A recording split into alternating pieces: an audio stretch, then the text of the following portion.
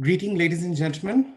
I'm Prometheus Siddiqui, board member of Grameen Australia and Grameen Philippines, and would like to welcome you all to Social Business Day 2021. The ongoing COVID-19 pandemic has changed our lives for the foreseeable future. Nobel laureate Professor Muhammad Yunus has been drawing our attention to a global economic system that has been long broken, and it is evident now more than ever. We are all gathered here because we refuse to accept the status quo, and with the aim to leave a better future for the generations to come, we all say in unison, no going back, which is the theme of Social Business Day 2021. In spite of all the challenges and hardships we have faced, this gathering of friends, colleagues, and supporters of the global social business movement gives us the opportunity to renew our commitment to reshape this world, a world without poverty, without unemployment, and zero net carbon emissions. We have dignitaries, luminaries, speakers, and participants joining us via various technology platforms for this 5-day gathering, which starts today across 6 continents. This only reinforces our commitment to the cause. Efforts and arrangements have also been made to hold physical events in Harare and Kampala, and should the circumstances permit, we will join them from time to time via our live feed. We request all our speakers, as a part of housekeeping, who join the feed to please have your microphones on mute if you're not addressing the audience. Please be mindful of the speaking times allocated to you. Moderators will be introducing the respective speakers and presenters for each of their segment and will be tracking times. In order to assist them, we will have timekeeping in plenary sessions, announcements, and update segments. We will have a bell. We will have a bell as such, just 30 seconds prior to the completion of the allocated time to a speaker. Once time is up, our dear friend bell will be rung twice. This event is being held on Eventic, which provides us with an opportunity to network with participants and speakers. So we request you all to avail this opportunity. Now, I would also like to introduce our team of Master of Ceremonies, Ms. Zinat Islam, Ms. Urmi Hussain, Shihab Kader, and Shazib Islam. All of us will be with you for the next 5 days. With that in mind, I would now request our team to please play the audio visual of the opening ceremony to set the tone for the conference.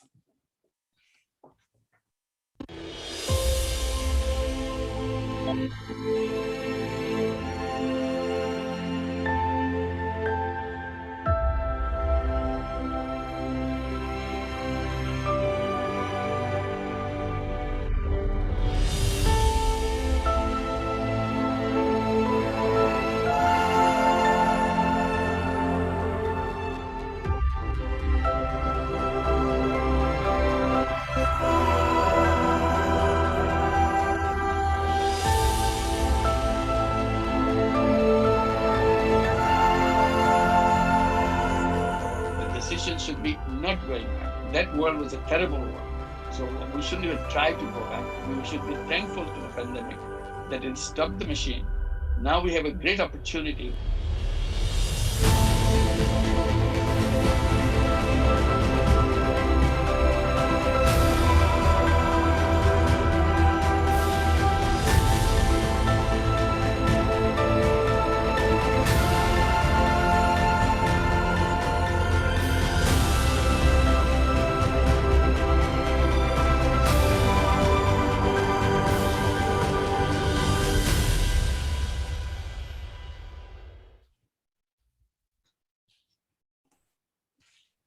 Thank you very much.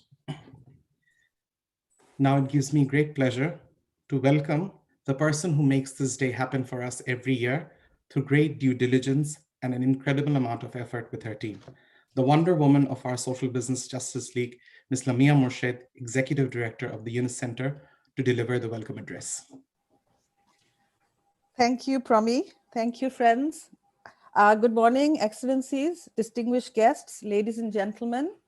On behalf of Yunus Center, I have the pleasure to welcome you to the 11th Social Business Day, hosted primarily online but with some physical sessions in Kampala, Uganda, and also Harare, Zimbabwe. Today, we meet via digital platform. Nations across the world remain at a standstill while the COVID-19 pandemic wreaks havoc in the lives of the most vulnerable people.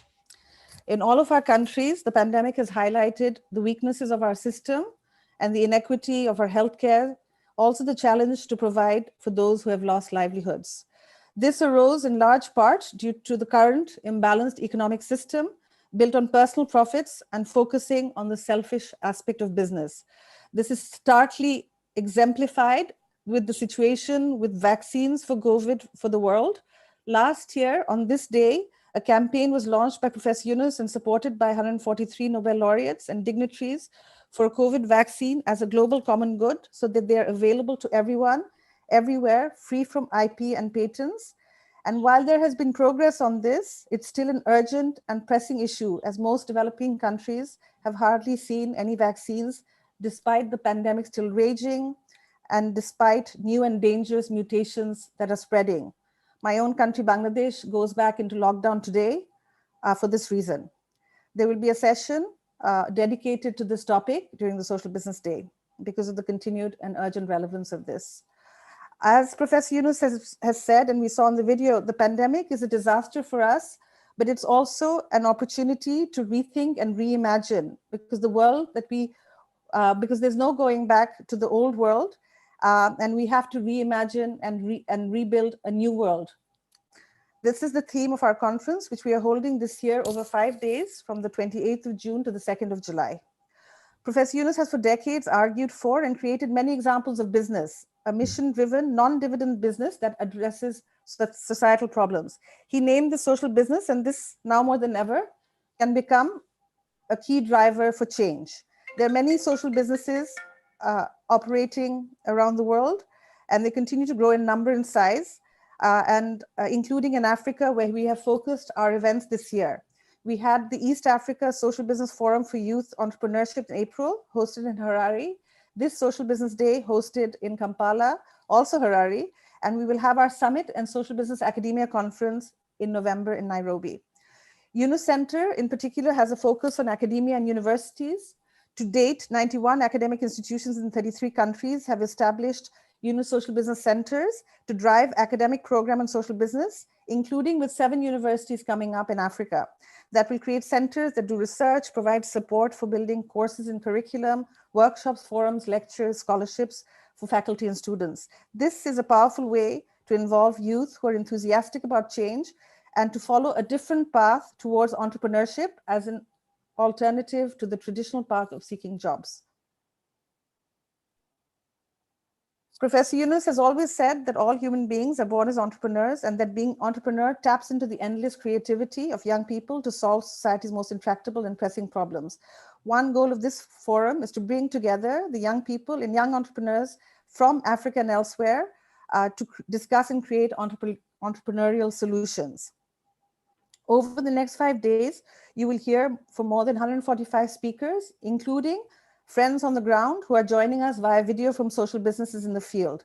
We will have 27 sessions, including 16 panels, things like social business and developments in Africa, on innovations in healthcare for the pandemic, on building a social business pharmaceutical company, on no going back or building a post-pandemic economy, on building the rural economy as an independent economy, and a number of sessions focused on academic and research, climate action, social business and sports, and many key announcements and programs, and distinguished keynote speeches, including one from Mr. Narayan Murthy, the founder of Infosys.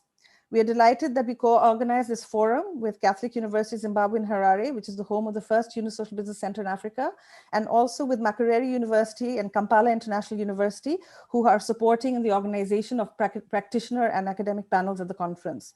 Today, a significant global initiative is about to be launched, the 3-0 Club, a timely initiative by Professor Yunus to mobilize young people to band together, to take actions in their daily lives in whichever way, big or small, to build a world of 3 zeros. 0 wealth concentration for ending poverty, 0 unemployment through unleashing entrepreneurship, and 0 net carbon emissions. The launch will happen directly after the opening session, and I hope you will stay on to listen to that. Another unusual feature of this year's Social Business Day is 15 country forums, which will be devoted to exploring the potential and understanding of practice and progress of social business within each country and region. The discussion will take place in the language of that country, headed by practitioners of different countries. Similarly, we have 8 academic social business academic forums that are being organized. These have developed into large events in themselves, involving hundreds of people within each country. And on the final day of the program, July 2nd, they will report back about their discussions and plans.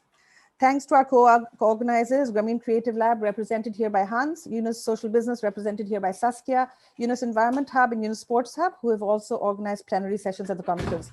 Thank you very much to the distinguished participants in this session, Nobel laureate Jose Ramos Horta, Director of UNAIDS Winnie Bianima, Emmanuel Faber, Professor Waswa Balunya from Makerere University, Dr. Mohammed Peza Mihigo from Kampala International University, Professor Zinyemba, Vice Chancellor of Catholic University in Zimbabwe. Thank you also to Her Royal Highness Maria Theresa of Grand Duchess of Luxembourg for sending us a pre-recorded speech for the opening. Thanks to our colleagues and the leaders of the Grameen social businesses in Bangladesh who are joining to share their knowledge and experience, and to all the panelists and speakers joining us, more than 145. And to all the participants, 1,400 from 77 countries who are joining on the webinar, and many more on our live stream and broadcast. I would like to thank our partners, supporters, and my colleagues at Yunus Center, Grameen Organizations, and YY Ventures for working tirelessly to make this happen. We look forward to discussions and exchanges that will lift us up, build energy, and help us work together to build that better world. Thank you very much, and welcome to the 11th Social Business Day. Thank you. Thank you very much, Lamia. Now, it also gives me great pleasure to invite first Dr. Mohammed Empa Zahimigo, the Vice Chancellor of Kampala International University, on the capacity as a co-organizer, to share a few words.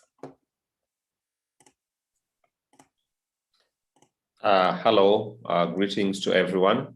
On this great occasion, I wish to really congratulate Professor Muhammad Yunus and the entire team that has been driving this global agenda of social business and helping and addressing the global issues that have probably been ignored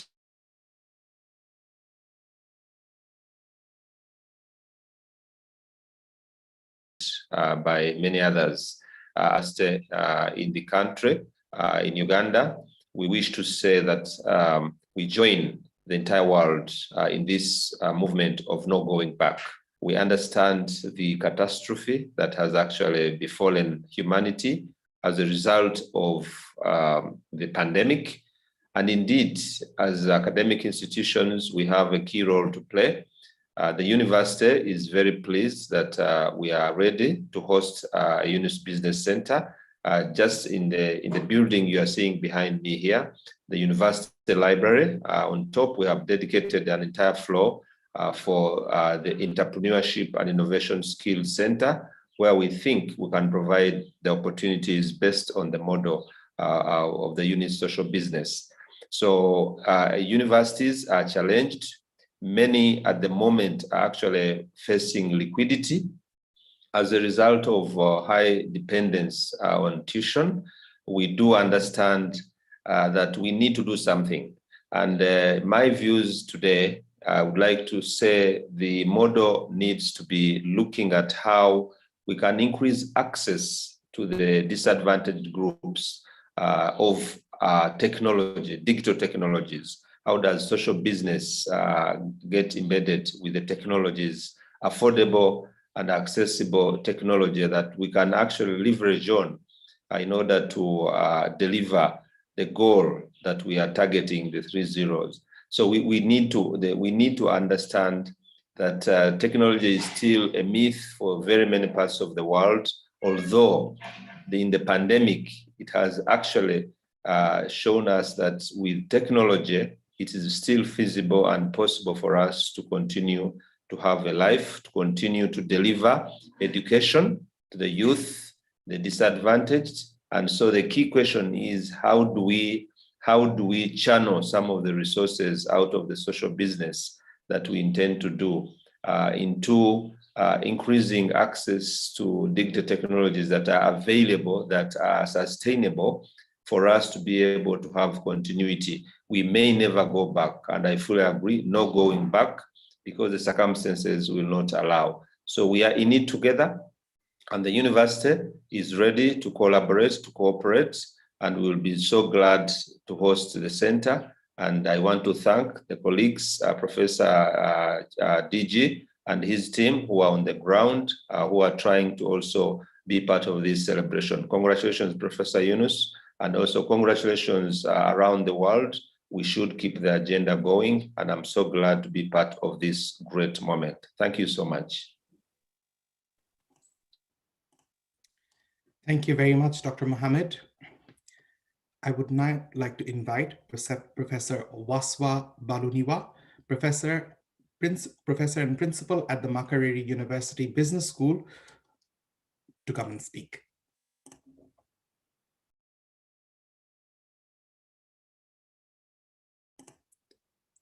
Professor Waswa, you may want to unmute yourself. Thank you very much. I'm sorry, I started speaking without unmuting. It's a pleasure for me this morning to be on this call on this day. I would like to say happy birthday to Professor Mohammed Yunus. We have hosted him twice at our university, so it's been a pleasure. And we have very fond memories of your visit here. We are right now finalizing the agreement on the Yunus Center in our institution. But for the time being, this activity has been held in our Entrepreneurship Center. Our Entrepreneurship Center has been working on social business for now 6-7 years. We won a grant from USA to train social business, and we collected a number of youth who we've been working with, and we've been providing skills for them to improve their businesses. I must say that one of my colleagues who Professor Yunus met has just completed a PhD in social business, and we are learning more about the subject matter. We, of course, today with the coronavirus pandemic, the need for social business cannot be emphasized. When I learned that recently the big pharmaceutical companies declared dividends of $26 billion from the vaccine sales, and yet millions of Africans don't have the vaccine yet, you then bring out the importance of social business. That yes, if social business was the leading influence in business today, maybe instead of declaring the dividends, these funds would be available to help the poor people in African countries and in other areas to be able to get the vaccine. The coronavirus has changed the way we do business. It's bring out the importance of social business. It's bringing out the importance of a fair society, an equitable society. And we think that the only way to go is to be able to put emphasis on startups in social business. And, Uganda is one of the most entrepreneurial countries in the world, but we continue to have poverty in our midst, yet despite the entrepreneurship. And we think that social business should be one of the things that should be able to help us in overcoming the challenges that we have. We're looking forward to finalizing the agreement and being able to work with the Yunus Center in Dhaka so that we can see how we can improve the welfare of the millions of poor people in the world. We thank you very much for giving us this opportunity. Professor Yunus, the ladies you met, I think I have a picture of them in the background. They always ask me, when is he coming back? When is he coming back? I hope that you're able to return to Uganda one of these days and see the fruits of your effort in transforming societies. Very, very many young people who have started businesses from the talk you gave. They've been able to do a lot of work in the countryside to be able to transform lives. We hope that the conference will be fruitful, and we look forward to the next 3-4 days of discussions so that we can improve the world we live in. Again, congratulations on this day. And again, Professor Mohammed Yunus, a very happy birthday to you on this day. Thank you very much, Professor Waspa. I would now like to request Professor R.M. Ziniemba, Honorable Rector and Vice Chancellor of the Catholic University of Zimbabwe, to please speak. Thank you very much. Good morning, good evening, good afternoon. I am speaking to you from Harare, from the Catholic University of Zimbabwe, which was the pioneer university to sign up for the Social Business Center on the continent. We are very proud of this achievement, and we are very proud to be associated with social business and Professor Mohamed Yunus. We are particularly proud today that we are participating in this very special session. The Social Business Day of 2021 is very unique in many ways, as Lamia indicated in her opening remarks. It's very special and very unique in many different ways. For the first time in the holding of this very important Social Business Day forum, it has been extended to 5 days instead of 2, which really underlines the importance Nobel laureate Professor Mohamed Yunus places on the need to change the world as we know it through social business. This year's Social Business Day is also unique in that it is being held while the COVID-19 pandemic is raging across the world, including my own country, Zimbabwe, and as we have just heard from Lamia, including Bangladesh as well, and many of the countries that are represented here today. We are holding it in a very special way when we blend virtual and live sessions, the live sessions in Kampala and in Dhaka, Bangladesh. The third unique feature of this 11th Social Business Day is the bold statement it is making against the challenges of our day. Challenges brought about by the coronavirus pandemic. The coronavirus has changed the way we live, the way we work, and the way we relate to each other across the globe. The bold statement the 11th Social Business Day makes is contained in the theme, no going back. No going back to the world of unmitigated climate change caused in large measure by carbon emissions. No going back to the world of poverty caused by the concentration of wealth among a few to the exclusion of the majority in our world. No going back to the world of unemployment caused by the historical mindset that says young people get an education to secure the best jobs on the market. If the 11th Social Business Day is making this bold statement that there's no going back, what is it saying by way of the way forward, by way of the future? What can we do? What should we do? Professor Mohamed Yunus, the proponent of social business as the viable alternative, proposes a new world of 3 zeros. And we at the Catholic University of Zimbabwe embrace these 3 zeros following the holding of the Eastern and Southern African Forum, Business Forum, in April this year.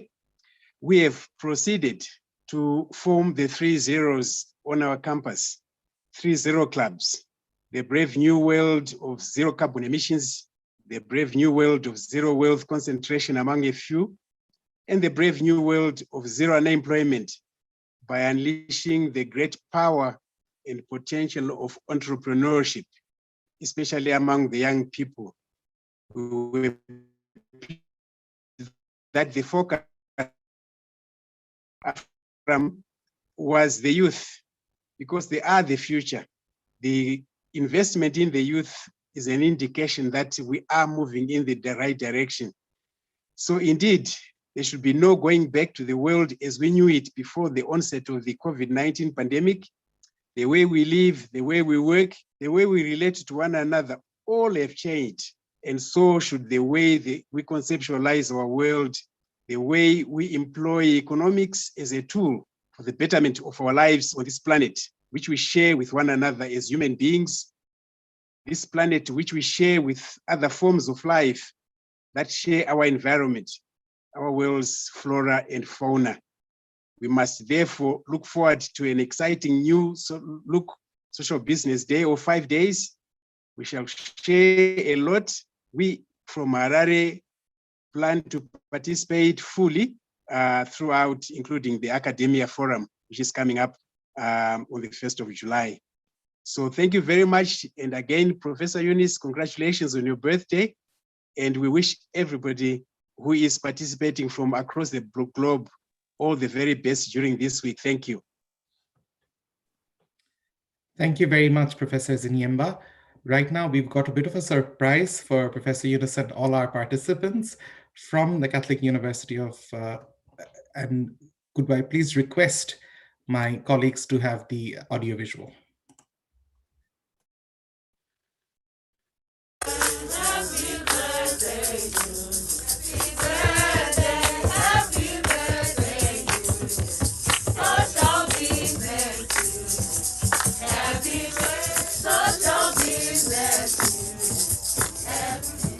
Catholic University of Zimbabwe, welcome. Africa, welcome.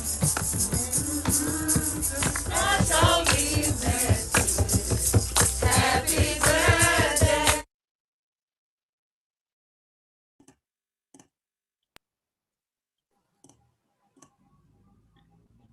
Thank you very much. Our greetings and gratitude go out to all those who've put their efforts in creating this message for Professor Yunus. Now, it gives me great pleasure to introduce an individual who's been very instrumental in furthering the social business movement over the last decade. She's been spending an incredible amount of time and effort in ensuring that we achieve our objectives as a global network. It gives me great honor to invite Saskia Brystein, co-founder and CEO, Yunus Social Business, to share a few words. Thank you very much, Promi, and a big, big happy birthday to Professor Yunus. I'm definitely not going to start any of that singing. That sounded a lot better from the students I believe that was in Kampala right now. So I'll leave that for everyone. But I'm really, really glad to be here on the occasion of your birthday, Professor Yunus. I'm just realizing when Lamia was saying this is the 11th Social Business Day that I had the pleasure almost 12 years ago to hear you speak the first time. And at that point, I was actually doing another master's at a university in London. That was really the moment where it clicked with me that I could use my business background, my business education to actually do something more sensible for the world. So when you talked about social business, so I can only say that was definitely one of those life-changing speeches. And I hope that today many others that will be listening in will be listening to those words and the ideas of social business to actually ideally jump into this field as well and perhaps dedicate their lives to creating social businesses and using this very, very powerful tool to addressing some of the most urgent needs that we have right now today. So hi to everyone. I'm, as Promi has said, one of the co-founders of Yunus Social Business, and we are sort of 10 years later at a point where we are an organization around the world with almost 100 people that are all crazy for social business. We're based across India, East Africa, across Europe, and in Latin America. We've been able to support almost 2,000 social businesses through our various accelerator programs. We've financed over 50 social businesses, and our current active portfolio of social businesses is serving over 13 million people with essential services like clean drinking water, clean energy, education, etc. And at the same time, they're actually creating higher incomes for over 50,000 people. And those higher incomes could be either smallholder farmers or, for example, programmers or healthcare workers. So it's quite a significant achievement what these like a small a group of companies, only about 50 right now, have actually managed to create in terms of impact. And that just goes to show the power of an individual company and what an individual company can do if it just has the right mindset and if it has the right DNA.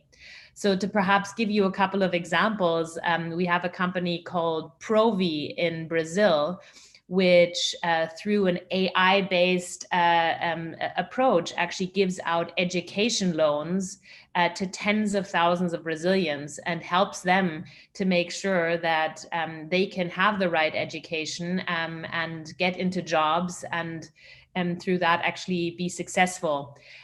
We have a fantastic company in East Africa, since we've obviously heard a lot of people from East Africa this morning, called Tugende, that has leased over 26,000 motorcycles, leased to own, I should say, so-called boda bodas, and actually has ensured that over 26,000 young men in East Africa have been able to create their own livelihoods through being small micro entrepreneurs, thereby big entrepreneurs, and being able to finance their families and their lives.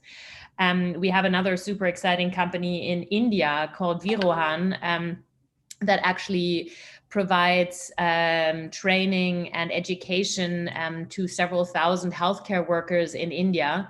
And of course, this is a company that actually, especially in the last year, we've really seen how essential it is to have healthcare workers.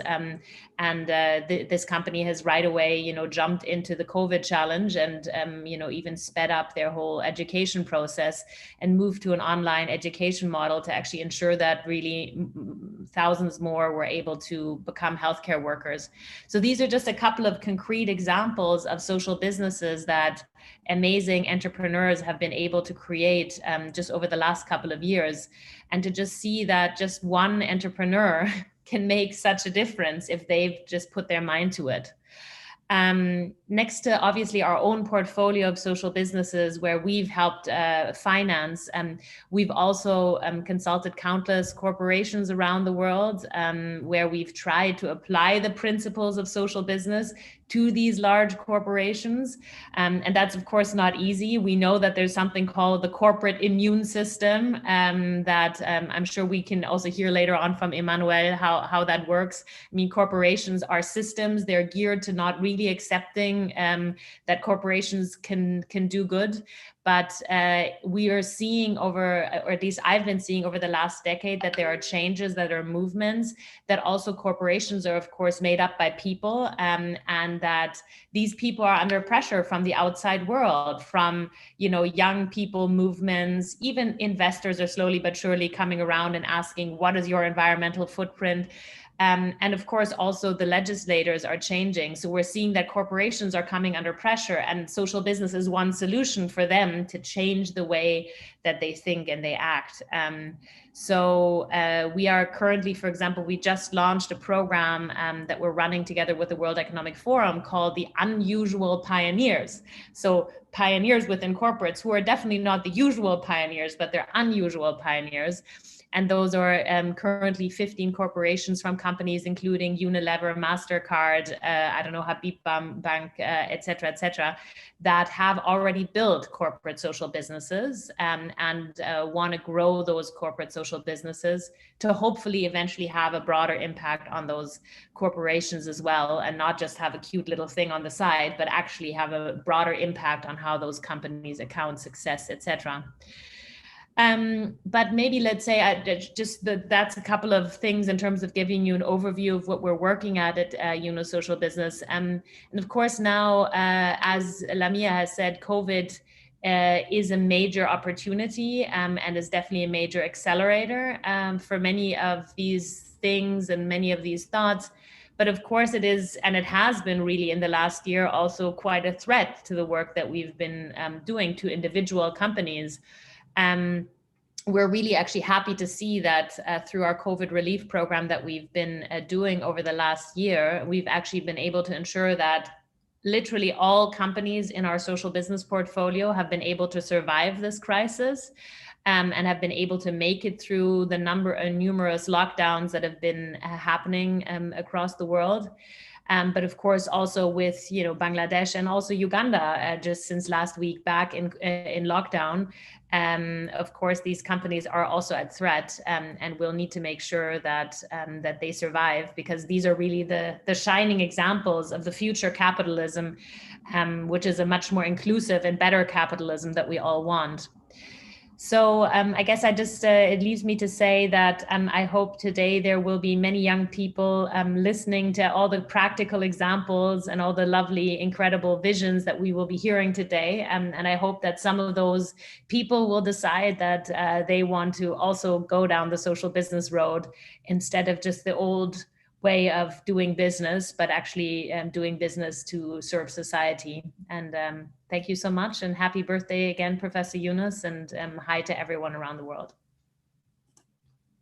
Thank you very much, Saskia. Thank you for your words. It also gives me great pleasure to next call to speak someone who's inspired us since the very beginning of the social business movement, who's been a creative advisor to Professor Yunus, co-founded the Grameen Creative Lab and its current CEO, who's been delivering global social business events and partnerships for many, many years. A great friend to the social business family, a stalwart in the social business movement, to say the least, Mr. Hans Reitz. Hans, a few words, please. Thank you, friends, and hello to everyone. So first of all, let me express how thankful I am to participate all 11 social business days so far, every single Global Social Business Summit, every gathering since the last 12 years. That gives, of course, a big joy and a big happiness to know you're not alone out in the universe. And that's something what we all need at the moment, to feel, oh, we have a common spirit for a common good for all of us. If we address the power of business, then we have to see this power of business, the power of business of the 200 biggest companies in the world have the power to destroy the whole planet in a radical sense like never before. It's not anymore about do they destroy at the moment not only the existence of human beings, they destroy at the moment with their behavior, the capabilities to destroy the whole planet. Yesterday we had a long talk with Ron Garan, and these are dangerous of the fragile oasis, what we are calling the planetary system. So this is the power of business. Then it's not only able to destroy our life, to destroy our way of peace, to destroy also the whole atmosphere at the moment. So this power of business are becoming so strong, then of course it is the enormous frightening. As a human single person, you see, oh my God, a power of Volkswagen, a power of any other company in the world is really so bold, and one company is responsible for 2% of the carbon emission in the world. 3% of the world carbon emission is about logistics. So this power makes us, and me, it's the first time to join you as a grandfather in this happening. You know, my grandchildren are now 6 weeks old, and to see the life expectation is 100 years. Is it the life of joy? Is it the life of hope? Or is it the life of fear? And adapt yourself always to the next problem. So, but the same power of this business model can hold it, can shape it, can carry us. And this transformation of the business community is a very important one. For this power, we need role models like you, Professor Yunus, role models like you, Saskia, role models like you, Emma, and all our new friends in Africa. The role models are so important. The role models, what we install, how we install it. The super role model of the Grameen Bank, the super role model about dignity of all the business behavior, what social business can do.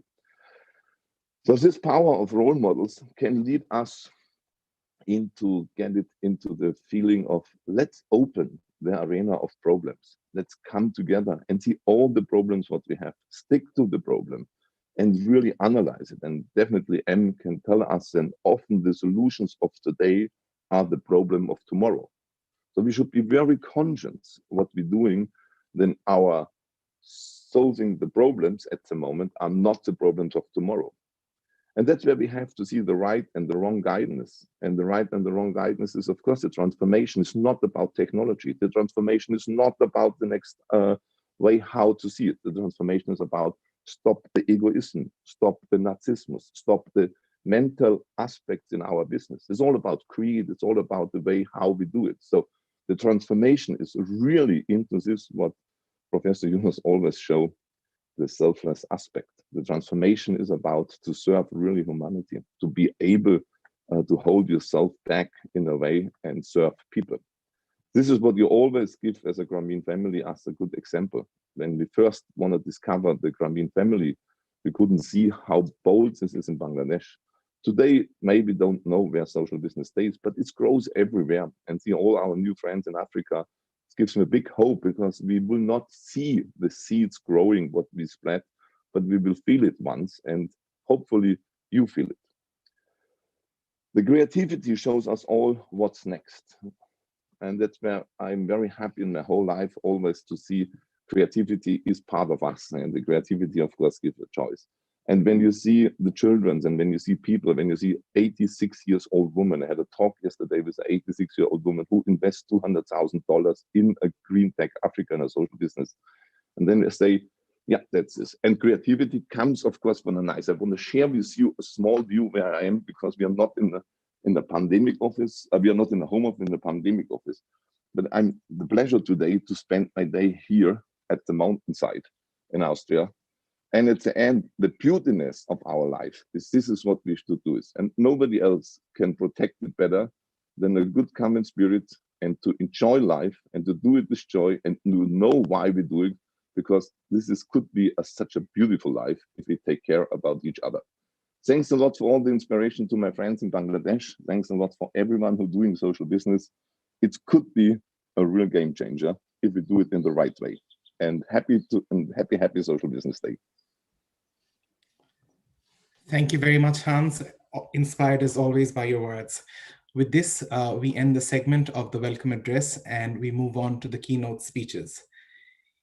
First up, it gives me great pleasure to invite Winnie Binyemia, who's the Executive Director of UNAIDS. Winnie has been known for being a passionate and long-standing champion of social justice, fighting to empower people to create a future that is secure, just, and free from stigma and discrimination.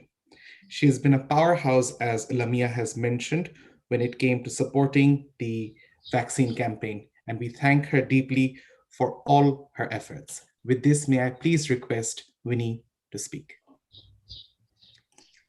Thank you, moderator.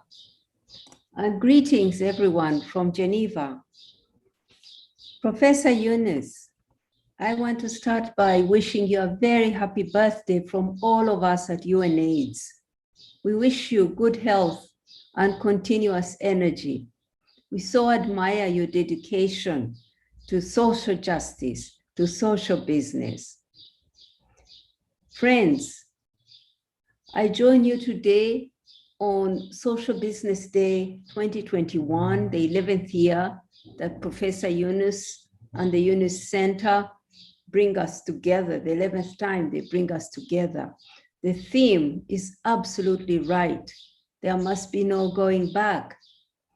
This global crisis brought about by COVID-19 must mark the beginning of a new era. But this won't happen automatically. We have to fight for radical and lasting change. And I ask you, my friends, especially you young and bright social entrepreneurs, to lead this fight. We need you. We need you to make the change happen. This is the only way out of this pandemic and out of the inequality and climate crisis the world faces today. I lead UNAIDS. It's a joint program of the United Nations that coordinates the global response to AIDS. We've been fighting another pandemic, the AIDS pandemic, for 40 years. And this year marks, yes, the 40th year since the first cases of AIDS were reported. In this work, we have learned many important lessons. The most important one is that AIDS, COVID-19, and other pandemics feed on inequalities. When we ignore inequalities, a health outbreak then turns into a pandemic. Tackling inequalities is essential for our health, is essential to be free from pandemics. Look at the COVID statistics. Out of 1.8 billion doses of COVID vaccines that have so far been rolled out globally, only 0.3% of these vaccines have been given out in low-income countries, 0.3%. In Africa, it is about 0.8. Did I say 0.8? Yes, 0.8%. Coverage in 51 countries of Africa, yes, is just 0.8%. When I was in New York just 2 weeks ago, they had already reached 70% coverage. In Africa, it's not yet even 1%. COVID-related deaths are increasingly concentrated in low and middle-income countries. The news, the images on TV from Brazil, from India, from South Africa, and Uganda, my own country, are heartbreaking. Across, access to COVID vaccines is a human right of each and every one of us. It's also the way to end the pandemic, because no one is safe until we are all safe. But why are we here? At the core of this problem is a flawed business model, and yes, an absolutely rigged global economy. Why do I say a flawed business model? The business model of today, the mainstream business model, exploits workers,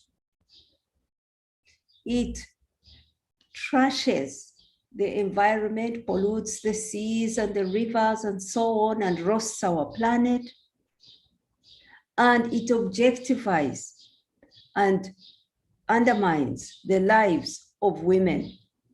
And when it does this, all of that is allowed by the business model. It puts profits before the lives of people. It puts profits before the security of our planet. And when it does that, it's all not just only okay within the rules of business, but it is also considered good business. That is what we have to change.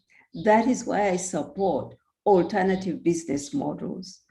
I am completely passionate about alternative business models, social businesses, businesses that take into account the lives of people, that build the lives of workers, of women, of suppliers, and that replenish our planet. To me, that is social business, and that is what we need to take from the fringes and make the mainstream business model. I'll give you an example of why this flawed model, I say, is at the core of the problem of today, of COVID. The new technology, mRNA, those vaccines, Pfizer and Moderna, based on that technology, are exciting, not only because they are easy to scale up, they really are, but they could end, and because of that, they could quickly end the shortage, this artificial scarcity of supply of vaccines. But yet, they are the most expensive. They are more expensive than AstraZeneca, Johnson & Johnson, and so on. An average dose costs $10 for COVAX to buy it. COVAX is the window for poor countries. At the same time, a study by Imperial College London identifies a cost of production of this vaccine of as little as 60 cents less than $1. mRNA vaccines have a huge potential for the future, not just for COVID, but instead of vaccinating the whole world, they are being used to create vaccine billionaires. Yes, Professor Balinyua mentioned it. Pfizer is set to make $26 billion in revenue, in profits from this vaccine this year, and Moderna, 15 billion in this year alone. Of the 40 million doses Pfizer committed months ago to give to COVAX to be distributed in developing countries, it has delivered only 1.25 billion, less than 1 day's production. So you see that at the core of this is that the world governments have allowed business to set the rules for itself and set the rules so that the owners of capital get more and more and more, while workers' lives are crushed and crushed and crushed, while the planet is trashed, while the health of people is undermined. These same companies don't pay their fair share of taxes, and that's why governments have no money to have strong health systems and to roll out and buy and roll out vaccines. So you see that changing the business model is core, and also rewriting the rules of the global economy is core. That's why I'm so proud to co-lead an alliance we call the People's Vaccine Alliance with many others, and to collaborate with Professor Mohamed Yunus on this, demanding 3 things that are within the rules of the global economy and that are within the norms of business. We are demanding that pharma companies who have this technology share the technology and the know-how in a pool created by WHO so that there's maximum production of this vaccine for the whole world. We are demanding for a waiver of intellectual property rules at the WTO, the global rules of the global economy, so that no country is sued if they reproduce the technology. And we are also demanding some change within the financial rules so that developing countries have space to tax and to have resources to buy the vaccines, debt relief, fiscal space through the special drawing rights, and so on. I want to thank you all. I'll take more time, but to say that I'm so proud to associate with you to work on changing the business model and having social business become the norm and not just the fringe. Thank you so much for this opportunity.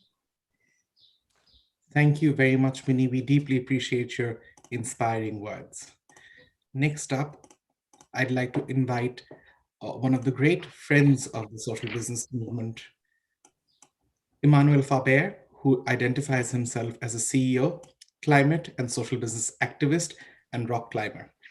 He's one of the first great friends of the movement, and under his leadership and his vision led to the creation of the world's first major joint venture, which was Grameen Danone Foods Limited. His commitment to promoting the innovative and inclusive business model places him in a league of his own among global corporate leaders. May I please request Emmanuel to speak. Thank you, Promi. It's great to be with you all today. In this world, as we said, there are many things that change and there are a few things that don't change. So let me start with what does not change. And this is a happy birthday to Professor Yunus on this 28th of June, as every year.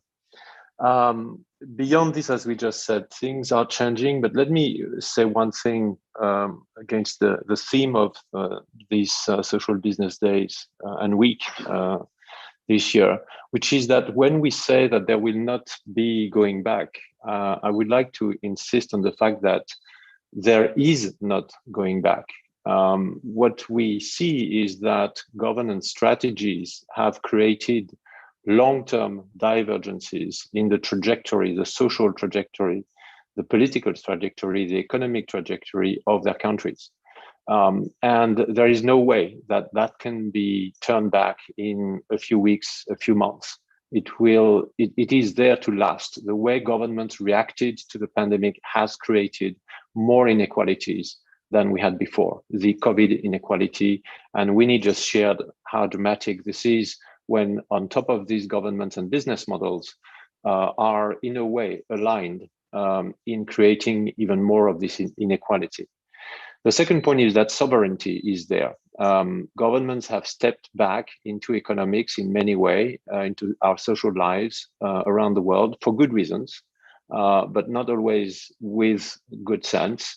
But in a way, this point about sovereignty means that politics and governments are back, and I don't think they will, back away. So that is something that will last as well. And the last maybe is that businesses have seen winners and losers for good and bad reasons again, which are meant already to be the successful game changers or the successful maintainers of the status quo because they have the power to do that. So in many ways, I think we now have this opportunity even more than ever to reshape our economics and the way we do business. Health and food have really been back on the agenda of many countries. And of course, they are of lots of emerging countries, but even in OECD countries, in Europe, in the US, health and food have been back to what is not normal, but essential and not granted. Education has proven to be a challenge in countries where it was supposed to be for granted. And the question of youth is there even more than it was before the crisis. Most importantly, I would say that the one thing that our model didn't do, but really didn't do anywhere, was dealing with nature. We have built our businesses without or against nature. The oil that we are extracting from the world comes for free. It's been 100 million years to turn life, organic life, into fossil energy, and we get it for free. The price of these 100 million years is zero. The price of the soil erosion, or the cost of soil erosion, or the cost of soil creation with its carbon content, its organic matter, comes for zero. We measure pesticides, we measure the transformation of oil, we measure many things, but not what nature gives us. And if I have one call, which is and that's the same to in many ways what both Winnie was saying about fighting against COVID together, but the same when it will come to the launch of the 3-0 Club later today. We need to build with nature. These nature-based solutions. It's not only about mimicking nature, which we all speak about. It's really about ensuring that we work with nature as much as nature works for us every day without even realizing it. The air we breathe, for instance, as simple as that.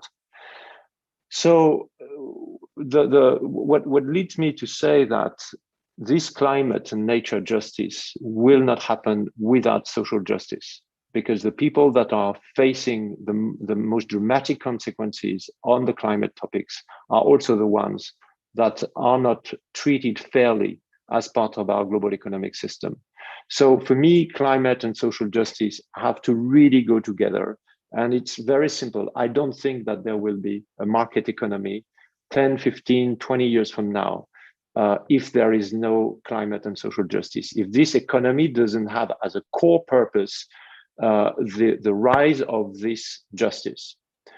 And where this is a fundamental point for today, as we gather for the Social Business Day, is that social business has been this incredible concept that brought the idea that the purpose of the business is not to make a profit or to serve a dividend. These are means, but they are in no way the end and the purpose of the business.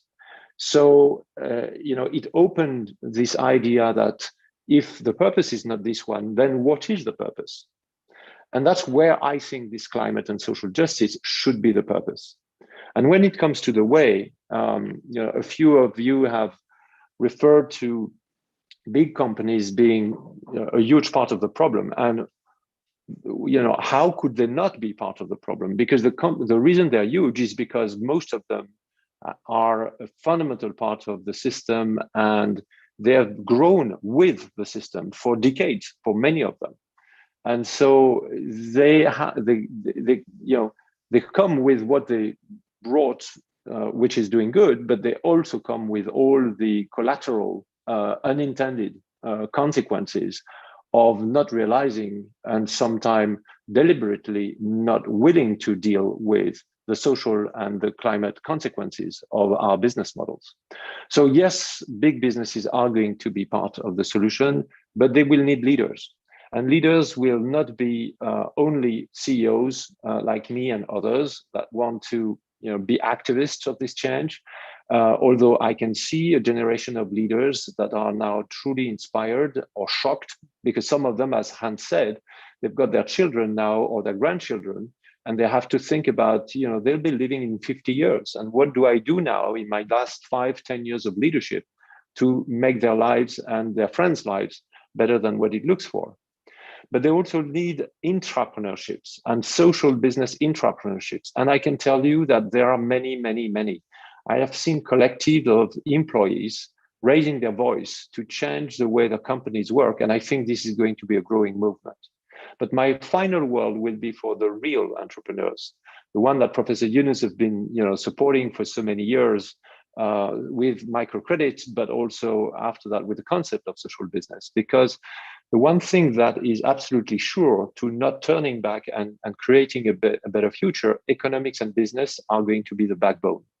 There's nothing that government can do. They can correct things, they can create the framework, but what will deliver is going to be a purposeful business and economics. And simply because innovation is the fundamental part of where business makes a difference. And the purpose of this innovation is what makes sense. So as we have seen in this crisis, and even in the race to the vaccine, it's impressive how startups have been part of the solution, including at scale, compared to some of the big pharma companies that have been really slow in reacting and finding the solutions. So for me, it's a great sign that innovation through entrepreneurship, the startups and the disruptors of every day are there, and they will provide the solution. But this solution will only work if this is purposeful.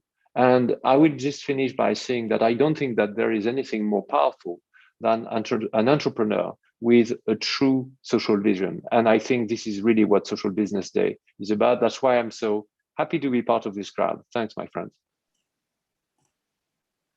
Thank you very much, Em. Thank you very much. It's always so great to hear from you. Thank you for inspiring us. Next, we are extremely fortunate to have with us this keynote speaker. He's fondly known as the tireless diplomat who spent his entire life in the service of humanity. He was awarded the Nobel Peace Prize in 1996 for his efforts towards a just and peaceful solution to the conflict in his country. And as planned, it was resolved in 2001. He has served as the president of the Democratic Republic of Timor-Leste between 2007 and 2012. He has not only been a leader for his country, but he has provided a voice to those facing various forms of oppression across the globe. He has been a steadfast friend in the vaccine campaign and a friend to the social business movement and many other issues of injustice. I am extremely humbled to invite to speak His Excellency Jose Ramos Horta. Good morning, good afternoon, good evening, wherever you may be, your time zone. I begin with a quote from my mentor, Muhammad Yunus, and I read, "The post-COVID world needs an outrageously bold vision. For the rich world, we would say that this proposed act of human solidarity to ensure that medicines and vaccines get to the whole human family simultaneously is in their own self-interest, not just an act of charity. Surely nobody will want the virus persisting in many parts of the poor world, ready to reinfect the rich world and create new surges where they were under the pleasant thought that they had protected themselves from pandemic. Professor Muhammad Yunus, Nobel Peace Prize. And today is Yunus' birthday. Happiest birthday, my friend. It is now 18 months that I'm sheltered in this tranquil, magic Far East island, unable and unwilling to undertake international travels. But I do follow developments across the globe, in particular the COVID onslaught, and now with the new mutations and variations. 1.5 years since the onset of COVID-19 pandemic, the virus has spread to 215 countries and territories. Hospitals are overwhelmed. The virus made comeback with vengeance, where premature victory had been declared. Worldwide, more than 4 million people have succumbed and counting. Economies are in tatters with a staggering social toll. Tens of millions thrown back into poverty. We in Timor-Leste are among the relatively lucky few in the world with fewer than 20 COVID-related fatalities. More than 50% of our people have taken the first AstraZeneca dose, and the vaccination campaign is progressing well. And it is expected that by December this year, 80% of our people will be fully vaccinated. We couldn't have done it alone. The UN system, countries like Australia, New Zealand, United States, Portugal, Japan, South Korea, the European Union, China, have provided varying degrees of support in kind and funding, enhancing our feeble health system to adequately respond to the pandemic. Cuban and Australian doctors working with our health staff and other branches of the state quickly developed policies, put in place testing labs, quarantine facilities, and COVID treatment clinics. Happily, gladly, I joined the Yunus Initiative, COVID-19 vaccine, a global common good. It was signed, at least my last update count, by 25 Nobel laureates, 41 former heads of state and government, 87 world leading business leaders, activists, artists, and academics, including the general population from at least 136 countries. We are not entirely disappointed, not entirely happy. With the election of President Biden in the United States and his announcement that the US would restart supporting WHO and the United Nations system and would donate 100 million vaccines to other countries, and this is going to increase significantly. But in particular, lifting the restrictions on intellectual property on vaccines. But what is further required is a transfer of know-how and technology to the countries of the South. For the last 2 decades, the annual wealth of the world has increased $30 trillion. And yet hundreds of millions of our fellow human beings in the global South do not have access to clean water, a natural treasure that is fast becoming a scarcity in cities and countries across the world. Shockingly, there is never enough funding from the OECD countries for clean water and sanitation, for sustainable agriculture, food security, and child and mother's nutrition. There is never enough money for universal health care and fully equipped hospitals in most or in many of the global South. Some who claim entitlement to a place of honor in the UN Security Council, in G7 and G20, have not shown wisdom and the leadership to forge regional and global partnerships to resolve the many man-made catastrophes. And I emphasize the word, many man-made catastrophes. Yes, male leaders for the last thousands of years, plaguing entire communities and nations across the globe. Leaders of the mightiest armies and the wealthiest economies, whose nuclear arsenals are capable of blowing up planet Earth several times over, are humiliated by a virus that has managed to lodge in the highly protected bunkers of the rich and the powerful. A non-complex enemy is exposing global leadership failure and inadequacies in our multilateral and regional institutional constructions. Leaders of nuclear and non-nuclear powers waste trillions of dollars in ever more sophisticated weapon systems. They were caught unprepared, unable to respond collectively against these global public health challenges. On the other hand, on the positive side, the frightening speed of the spread of COVID-19 has been matched by an equally extraordinary speed in the development of vaccines by scientists and pharmaceutical companies across the world. I wish to pay genuine tribute to the unsung heroes, scientists, doctors, nurses, lab technicians, ambulance drivers, and hospital sanitation personnel. You know, so often we talk about scientists, we talk about doctors, but we forget the humble hospital sanitation personnel, those who clean up the dirt, the discarded masks, they discarded gloves, syringe in hospital and clinics, and they are exposed gravely to bacteria and viruses. So my tribute to them.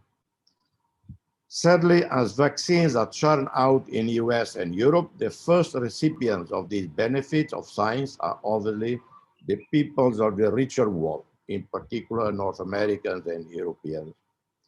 Of the estimated 2 billion doses globally administered so far, a miserable 0.3% were shipped to the poorest countries, with the largest share of the world's population. I'm not sure if this data I'm sharing with you is up to date or it has been outdated. You know, I don't have a sophisticated office like Muhammad Yunus to update me on things. I do the research myself, so maybe I'm outdated.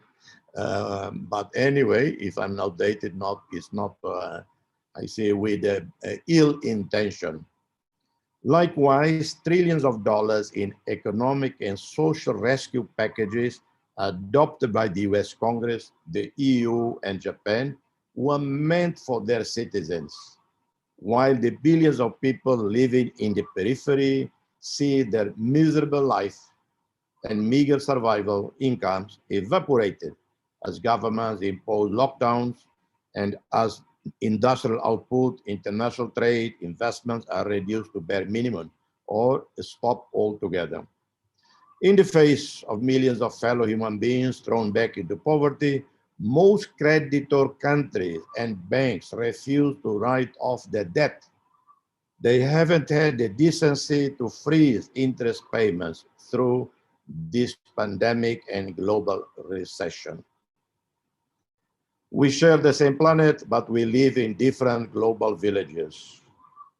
Too many barely surviving in slums. Very few live in Alice in Wonderland palatial homes. The rich in the north and the ostentatiously rich in the poor south certainly realize that if the poor billions of this shared planet are not immunized, eventually the ills affecting them will transition into and wreck the comfort zones of the rich. And if the global south is not supporting them in meaningful ways to recover their livelihoods, No walls will be thick and high enough to prevent millions of destitute and desperate from flocking to the privileged north, as has been happening for the last few years. Last but not least, let me say, while we expect governments and multilateral financial institutions to mobilize, donate, and lead by example, I believe that the world situation, 21st century, particularly the wealth accumulated in Asia by Asian countries, by Asian families, Asian institutions, and elsewhere in Africa and Latin America, is astronomical, stratospheric when you compare with 30 years ago or the immediate post-World War II. I believe there is enough accumulated private wealth in the North and in the South that with know-how, wisdom, compassionate leadership, we can rescue humanity from moral abyss without always dependent on governments. So I would say this, and I end with this message. It might sound extravagant, it might sound too romantic, but let me say it anyway, and then Yunus and his staff and the advisors to the Yunus Center, you can dissect and see whether it is doable. If we are really one family, I invite my wealthier family members in the North and in the South to nourish the health of the entire family, and in doing so, to live the survival potential of all with a modern day Marshall Plan.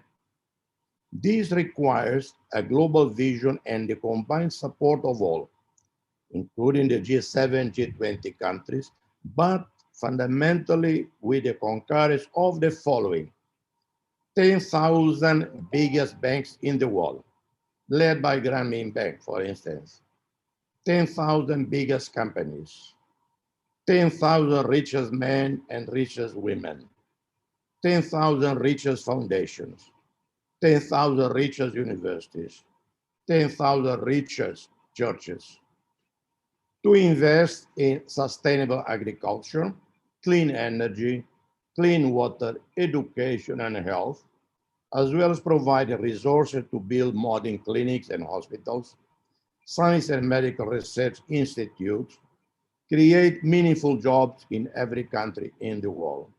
Some will say, I am naive, that what I'm proposing is undoable. To them, I will say, please spare me your old platitudes of realism and pragmatism. They brought us this mess. The luxury of reflection on our connectedness is only of value if it is followed by a plan of action to lift the state of our connected world in tangible ways. Anything less will continue to leave us blindsided, while the economies of the West are enhanced by weapon sales and the death of innocent women and children on the other side of this wall we share. Once again, Yunus, Muhammad Yunus, happiest birthday, and the Grameen Bank microcredit, with which you dream, with $40 some 40 years ago, is this huge social conglomerate. You can pick up on my ideas and develop with your friends, our friends, a new Marshall Plan in the post-COVID. Thank you and God bless you.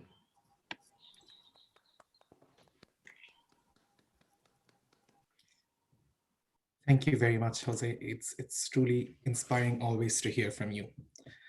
With this, we conclude the keynote section of all of our luminaries and dignitary guests who have kindly given them our time to come and speak at Social Business Day 2021. We are now proceeding to hear from many friends, supporters, and excellencies who unfortunately were not able to join us in person via the live feed, however, still send their best wishes and their support towards the movement. First up, we've got a pre-recorded speech from Her Royal Highness Maria Theresa, the Grand Duchess of Luxembourg, who's been an avid supporter of microfinance, microcredit, and social business for for many, many years. Could we please have the audiovisual for Her Royal Highness Maria Theresa? Dear Professor Yunus, ladies and gentlemen, dear friends, it gives me great pleasure to be invited to address the distinguished audience participating in this 11th edition of the Social Business Day. I am touched by the trust the organizers have placed in me by inviting me to talk at the opening session. For those of you whom I have been privileged to meet at other events on microfinance and social business, it will not come as a surprise that the topic today is dear to my heart. I'm convinced that the visionary concept developed by Professor Yunus over the past decades is a chance for our generation and the next to change society by transforming ideas into actions. The ambition to solve social problems by developing sustainable business projects requires courage and creativity. It's a true commitment to those in need. Above all, I have learned from Professor Yunus that it demands the humility of listening to the poorest, to those concerned who very well know what they need, especially the women. Today's theme, Let's Start Redesigning the World, is particularly meaningful after the 18 months we have just experienced. People the world over are suffering from the consequences of the health crisis that started in 2020 and from the economic crisis that followed. Sad to say, recent reports from the World Bank indicate the first increase in extreme poverty since 1998, with a minimum of 71 million people expected to fall into destitution because of COVID. This means that while global poverty levels decreased during the last decade, extreme poverty is increasing, concentrated in fragile and conflict-affected areas. Tragically, it's the poorest and most vulnerable who are also those who suffer most from the pandemic and its consequences. Ladies and gentlemen, we need an additional global effort to help contain and reverse this tragedy as best we can. I would like to focus on a specific group of people that has been dear to my heart for many years and for which I have been relentlessly advocating, especially since my nomination as a UNESCO Goodwill Ambassador in 1997. I'm talking of women and girls, and as I often say, the fight I lead for women around the world only strengthens my commitment to women in Luxembourg as a woman, but also as Grand Duchess. I would like to single out women and girls as I am convinced that their place in our society will strongly determine our common future. Equality in law, the education of young girls, the economic independence of women, and the fight to eliminate violence against girls and women are major issues, and I am thoroughly convinced that social business and entrepreneurship by women are key for reshaping tomorrow's world. I think it's essential to know and insist on the fact that women and girls have been hit hard by the side effects of COVID-19. Indeed, UN Women estimates that there will be at least 247 million women aged 15 and above living in extreme poverty this year. These data only confirm a terrible truth. Women and girls continue to suffer disproportionately when facing the consequences of poverty. All too often, they lack access to the necessary skills and competences that would enable them to engage actively in sustainable activity as a means to foster their own socio-economic integration. In recent years, young women have had the opportunity to make progress in the area of education, among other things, because women's economic and financial inclusion have become an increasing priority for governments and companies. And that is indeed very good, as we have thus achieved some objectives set by the 2015 Millennium Goals. However, women and girls continue to face significant gaps in access to work, wages, and in private and public decision-making. And they continue to face many barriers that reduce their opportunities in the labor market. This is why we absolutely have to take the necessary initiatives to achieve gender equality and empowerment for all women and all girls. This is not only a fundamental right, it is the foundation for a more just and sustainable world, and it is my deeply held conviction that this is the only way to eradicate poverty and deliver on the Sustainable Development Goals that will also have, I am sure, an impact on world peace.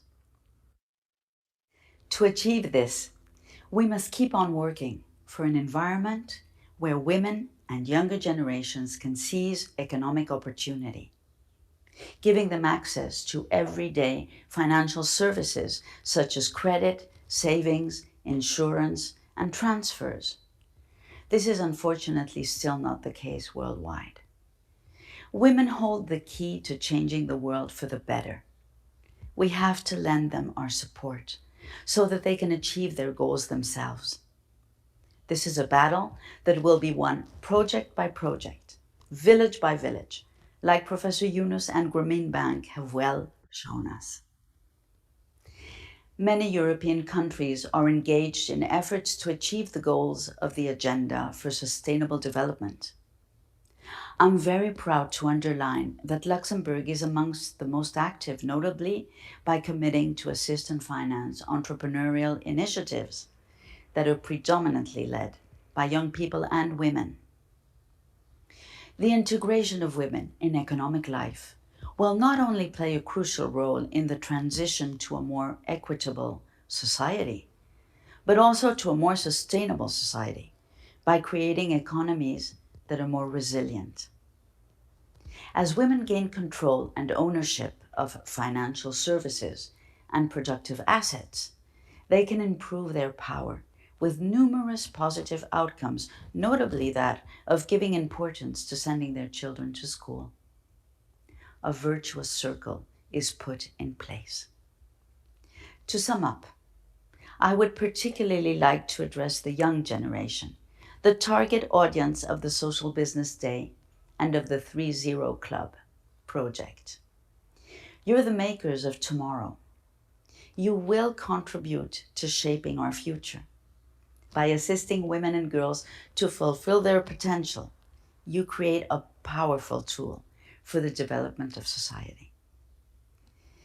Dear Professor Yunus, dear friends, please consider this address at the beginning of Social Business Day as an appeal for action. Working together on social business and developing creative ideas and new projects is a capital investment in social justice, in the restoration of human dignity, and in a peaceful future for our societies. Dearest Professor Yunus, when I first went to Bangladesh and visited Grameen Bank projects with you, I felt blessed to encounter the extraordinary person that you are.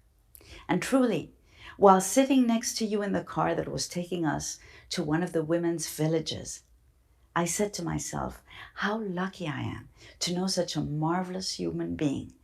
I am sitting next to someone who will make history. Your extraordinary endeavor and commitment to the poorest of the poor has been a great inspiration to me. The answer against poverty, having the intelligence and the generosity to trust and lend to those who have nothing. How wise, how beautiful, and how revolutionary. I have been amazed by your genius to change dramatic situations into flourishing, positive opportunities and solutions. Thank you for this long-term and forever young commitment.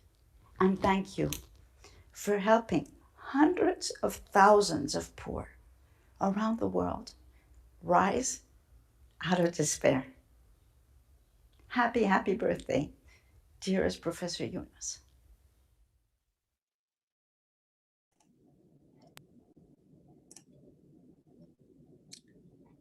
We extend our heartfelt gratitude to Her Royal Highness Maria Theresa, Grand Duchess of Luxembourg, for this address. Now, the moment we've all been waiting for, the person who's inspired us all to be here today. Affection, admiration, and replication of his work has transcended race, cultures, and national boundaries. From heads of state to CEOs of large global businesses, from social change makers to artists, the simplicity yet profound impact of his philosophy has helped rewrite modern history of how humans can make this world a better place. On a personal note, since I was a teenager, when I was meant to be idolizing movie stars, rock stars, and sports stars, his work was enabling millions of people around the world lift themselves out of poverty, meant he was the true superstar and still is. Deemed as one of the greatest minds of many generations to harness the power of business for solving problems, social problems, I had the utmost privilege of inviting to speak Nobel Peace Laureate, Professor Mohammad Yunus, founder of Grameen Bank and chairman of Yunus Center, to deliver the opening address.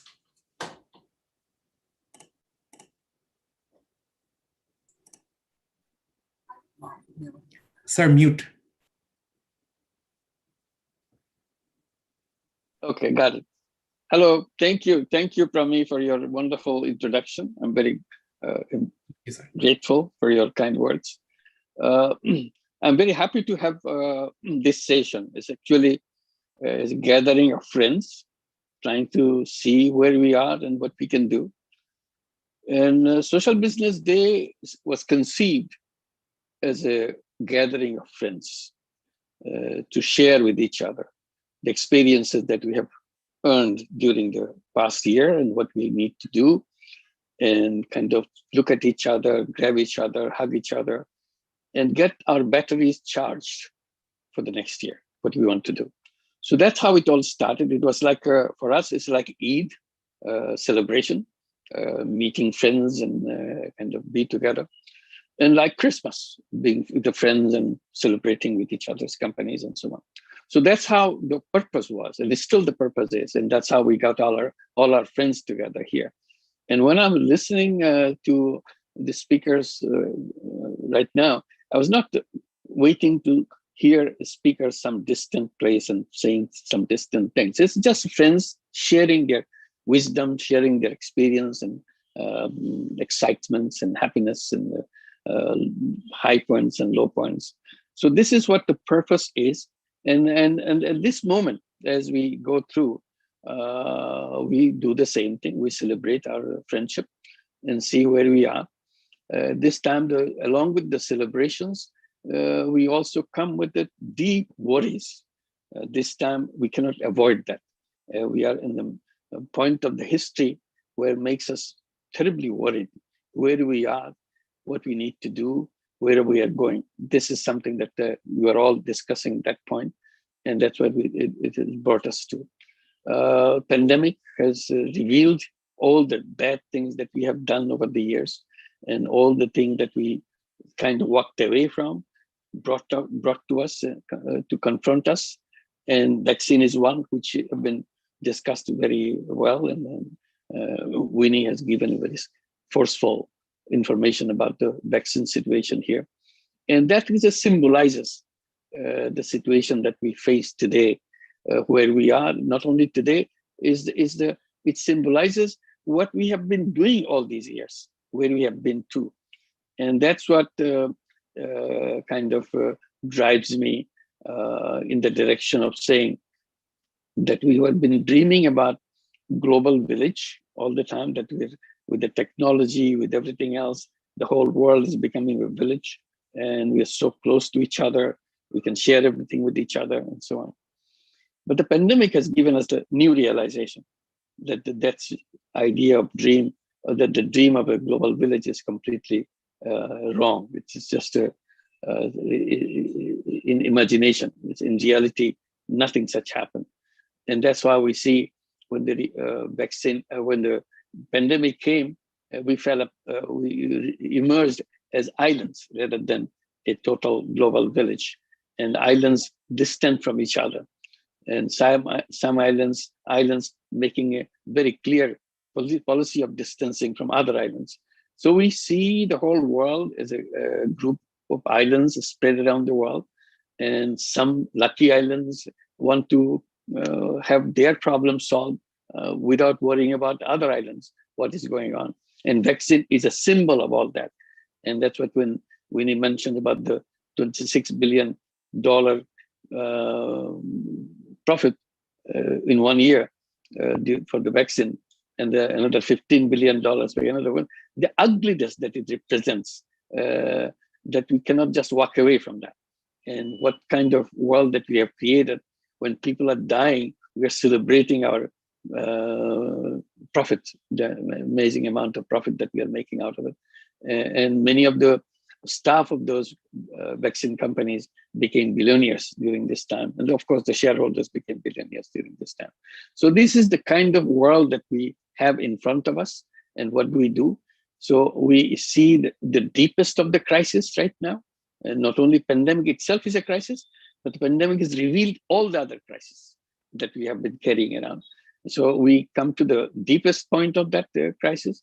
And as we reach the deepest point, the point that I try to raise with my friends, that this is also the greatest opportunity. Now that we have reached the deepest point, there is no reason why we should continue with this process that we have been following. This is the time to abandon that and move in a completely new direction. So that's how we brought this idea of no going back. Instead of trying to go back and start all over again, that all the happy things were happening before the pandemic, and now let's join that point and celebrate that we are back again. I said, no, there is no celebration in going back. I said, we are lucky that we have been stopped. And this is a point where we must decide very strongly that there's no going back. We don't want to go back. So what we would like to discuss during this Social Business Day, yes, of course, no going back, but what's next? Where is the new journey beginning? It says stopping doesn't end everything.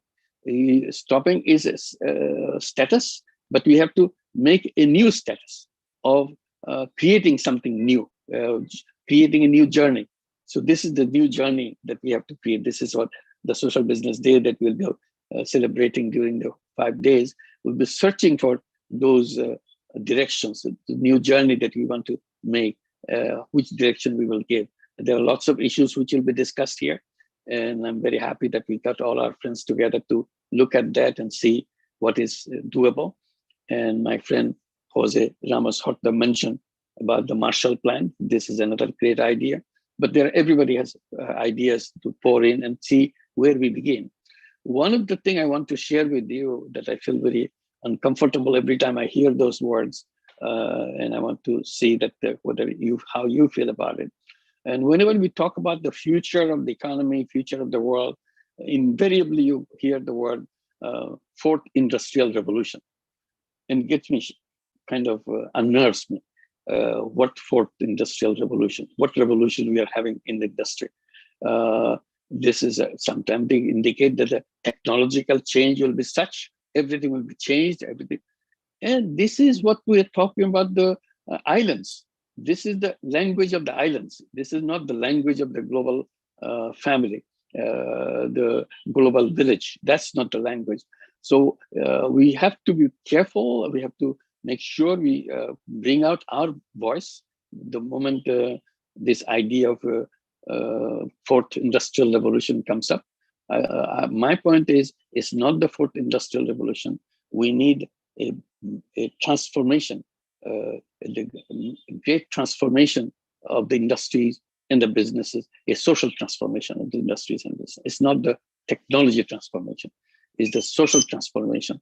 It's not the industrial revolution with the technological kind, but the human transformation of the businesses and this economy that we built, how to bring the economy towards people rather than go into direction of few people and few islands and that's the end of it, and create this situation where vaccine showed up in a very vivid way, which we were discussing before at wealth concentration. Now it's a vaccine concentration. Vaccine kind of became a symbol of that concentration, where this direction of the economy, direction of successes of the life, they feel there's a accumulation and distancing themselves from other world and so on. So this is the one that our new journey should begin.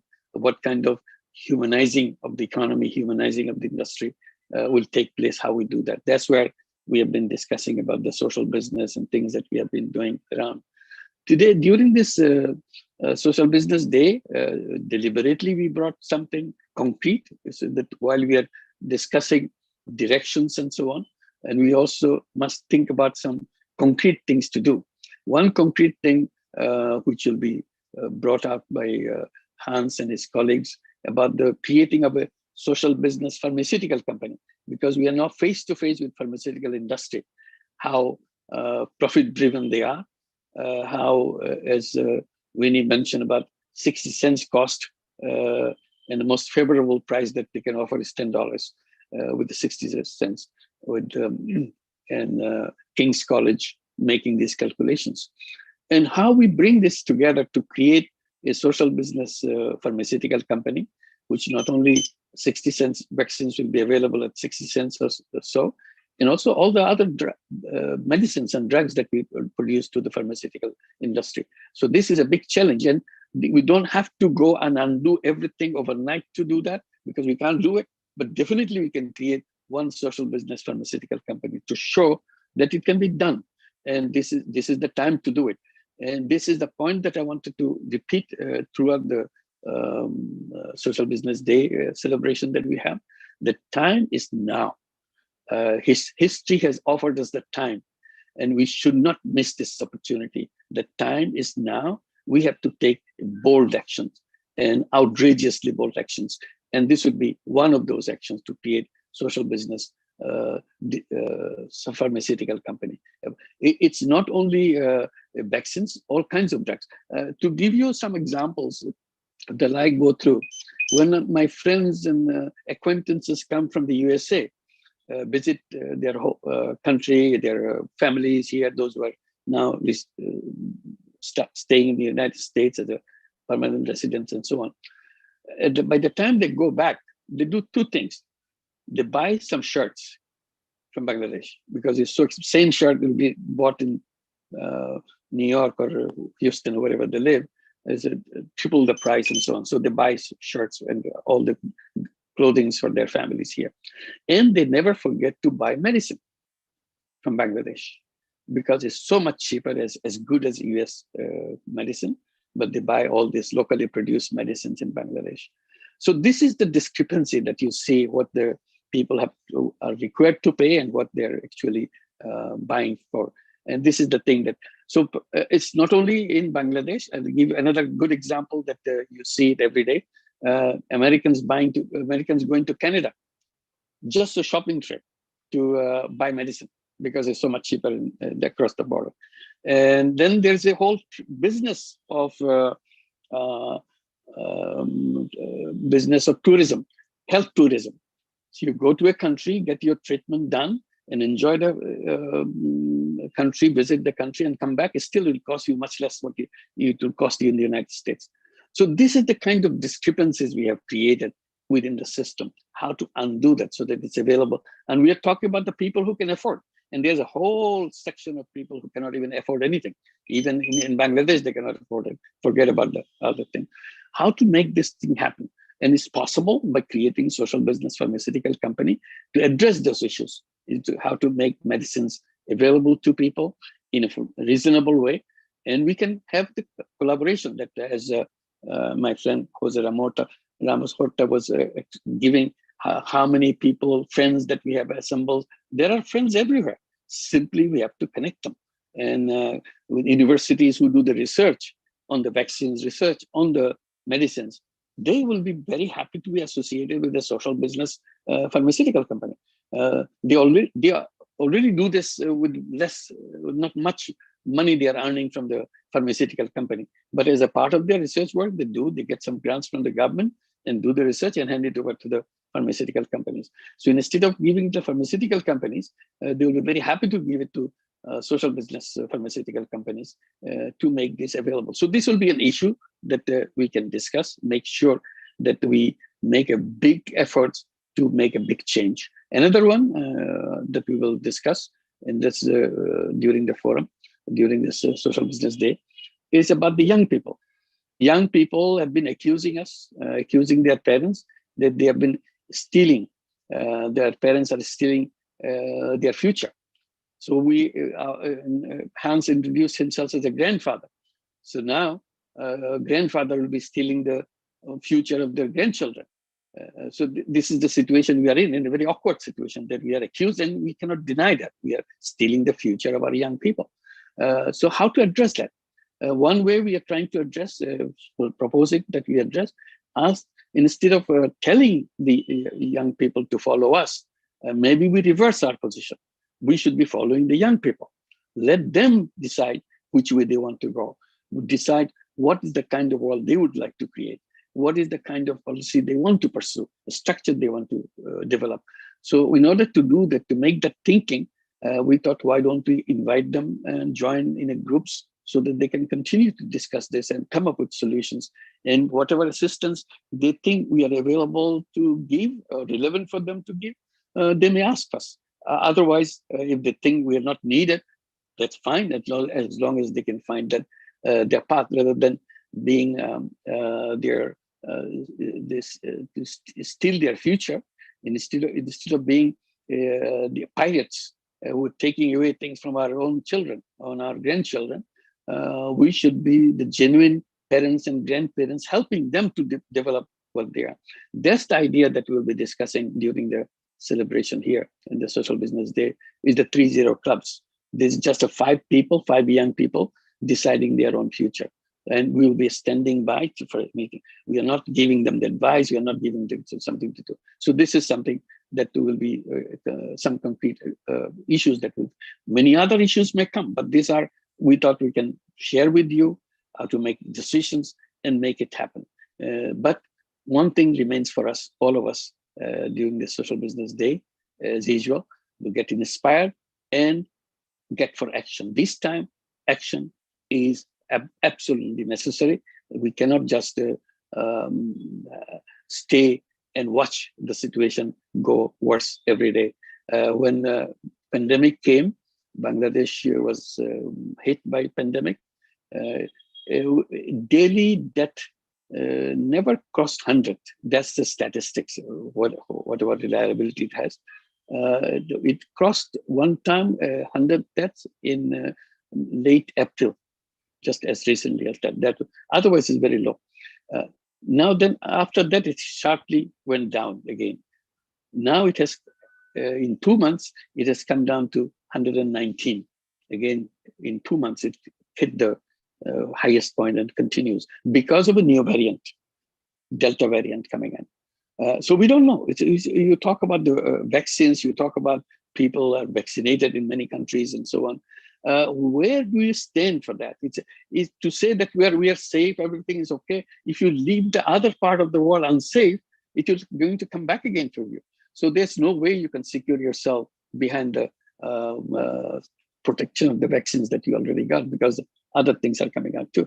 So we have to think about it in a global system way, rather than just an islandish, tribal way of looking at things and be ourselves and make our life enjoyable, forget about other people, who cares for them.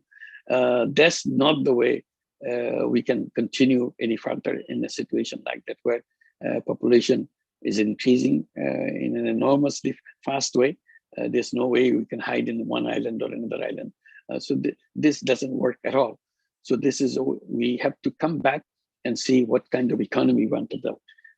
Definitely, we are not going to the 4th industrial revolution. If we need revolution, that will be a different kind of revolution. That's what we have to figure out. And this is what the whole discussion, whole idea of meeting together, getting the friends to inspire each other and come up with concrete decisions. And thank you for coming. It's wonderful to have you, all of us, together again. And I hope we'll continue to have this concrete exact steps that we need to do, because next year will be the most important year for our lives and for the world. That's for sure. This is a historical moment, historical year ahead of us, and a historical chance for all of us. Let's take that opportunity to make sure we don't regret that we missed that point. Thank you very much for being here. Thank you very much, sir. Thank you, Professor Yunus, for your inspiring words.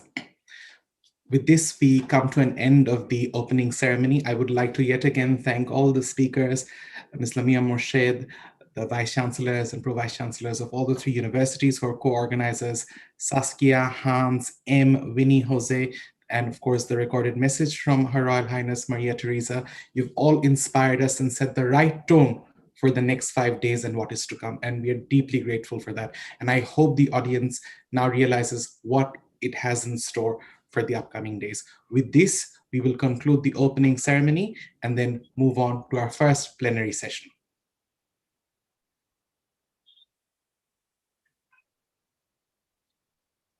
All right, ladies and gentlemen, with this, we come across the first plenary session, one of the most significant themes or topics that Social Business Day 2021 is aiming to cover: a mobilization of youth, a mobilization of the power of youth and how it can engage through social business to live up to a world of 3 zeros. And with that, I would kindly request the moderator, Dr. Faiz Shah, Head Development Management and Director, Yunus Center, Asian Institute of Technology, to please take over. Dr. Shah will be introducing all his presenters and speakers and will be moderating the session and letting everyone know it's a 60-minute session. Our timer and those timekeeping will assist Dr. Shah. Dr. Shah, over to you. Thank you very much. Thank you, Brom. Lovely to see you as well, and really enjoyed the first session. Happy birthday, Professor Yunus. Let's get the formalities out of the way and welcome everyone to the first plenary on 3 zeros, the 3 zeros clubs. Before we launch into that, I'd also like to, with ring a kind of a resounding empathy with all that's been said, and the fact that, and what Professor Yunus just said, that we are the generation that may need to cede space to younger people and let the young people take on and chart a future that we perhaps may not have been able to give them. So it's less a confession and more a commitment and a faith in the future of the world through the eyes and hands of the young generation. Ladies and gentlemen, in beginning this first plenary, I'd like to thank the organizers, but also before we move into a conversation in a fireside format, I'd like to invite my friend, of course, my young friend, Shazib Khairul Islam, to briefly introduce to us the concept of the 3 zeros as Professor Yunus has visioned it. And then from there, we'll just move into a conversation which will unpack this for us, consolidate this for us, and hopefully we'll leave with more great ideas to put into practice. Shazib, over to you. Thank you so much, Dr. Faiz. Happy birthday, Professor Mohammad Yunus, and happy Social Business Day, everyone. Now I would like to start my presentation by sharing some slides. I hope you can see it now. So the 3 Zero Club is the initiative of setting up a global network of 3 Zero clubs to make young people familiar with the goal of the 3 Zero world. And the vision of this club is to achieve Nobel Peace Prize winner Professor Mohammad Yunus's vision of creating a world of 3 zeros: 0 net carbon emission, 0 wealth concentration for ending poverty, and 0 unemployment by unleashing entrepreneurship in all. And the mission of the 3 Zero Club is to inspire and enable youth to ideate and lead with entrepreneurial spirit to solve some of these most social issues of our times. And many of you may be wondering, what is a club? So a club is a small organization of 5 young persons, very informal, aged between 12 to 35. But one thing that all the people who are willing to create a club needs to make sure that there needs to be a certain age difference. This can be 7 years. And all the registration of the 30 Club process and creation are registered at the 30 Global Center, and people can submit their applications at 30.club website. Each club is formally born after being registered with the 3Z Global Center and upon receiving a welcome letter from the EXO. The EXO of the 30 Club is appointed by Professor Mohammad Yunus, who's also the Chief Advisor of 3Z Global Center. Here are 5 key steps in terms of getting your 30 Club registered. At the beginning, 5 youths agree to create a club and agree on a key person and deputy key person. The key person will fill in the 30 Club registration form online at the website.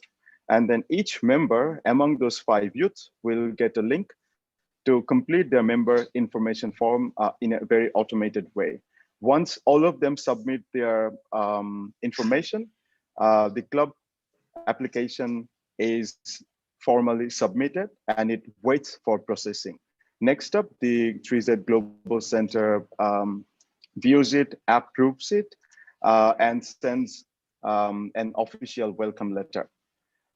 And here is the most interesting part of this 30 Club. And this makes this initiative very different to many other initiatives that we have seen. A club is free to choose any area of focus. A club can choose among these focus areas like environment and climate change, technology and innovation, WASH, sports, education, West, art, culture, music, and many more. But one thing that all the enthusiasts should note that this is not limited to all these focus areas that we are showing here or in the website. This can be a branch of any of these.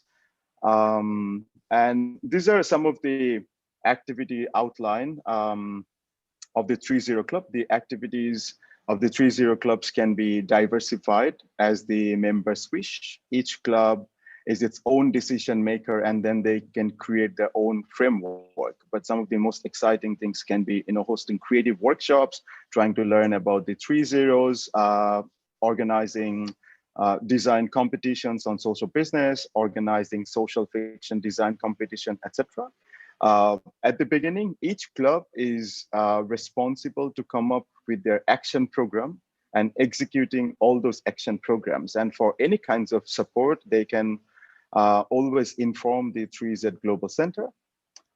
And what happens once we have many clubs and then they want to create something? This is where circles comes in. 5 or more clubs with some common characteristics may form its own circle, and circles decide their own common programs. And another one is to have a network which is much broader, and hopefully a little later we have more conversation on this.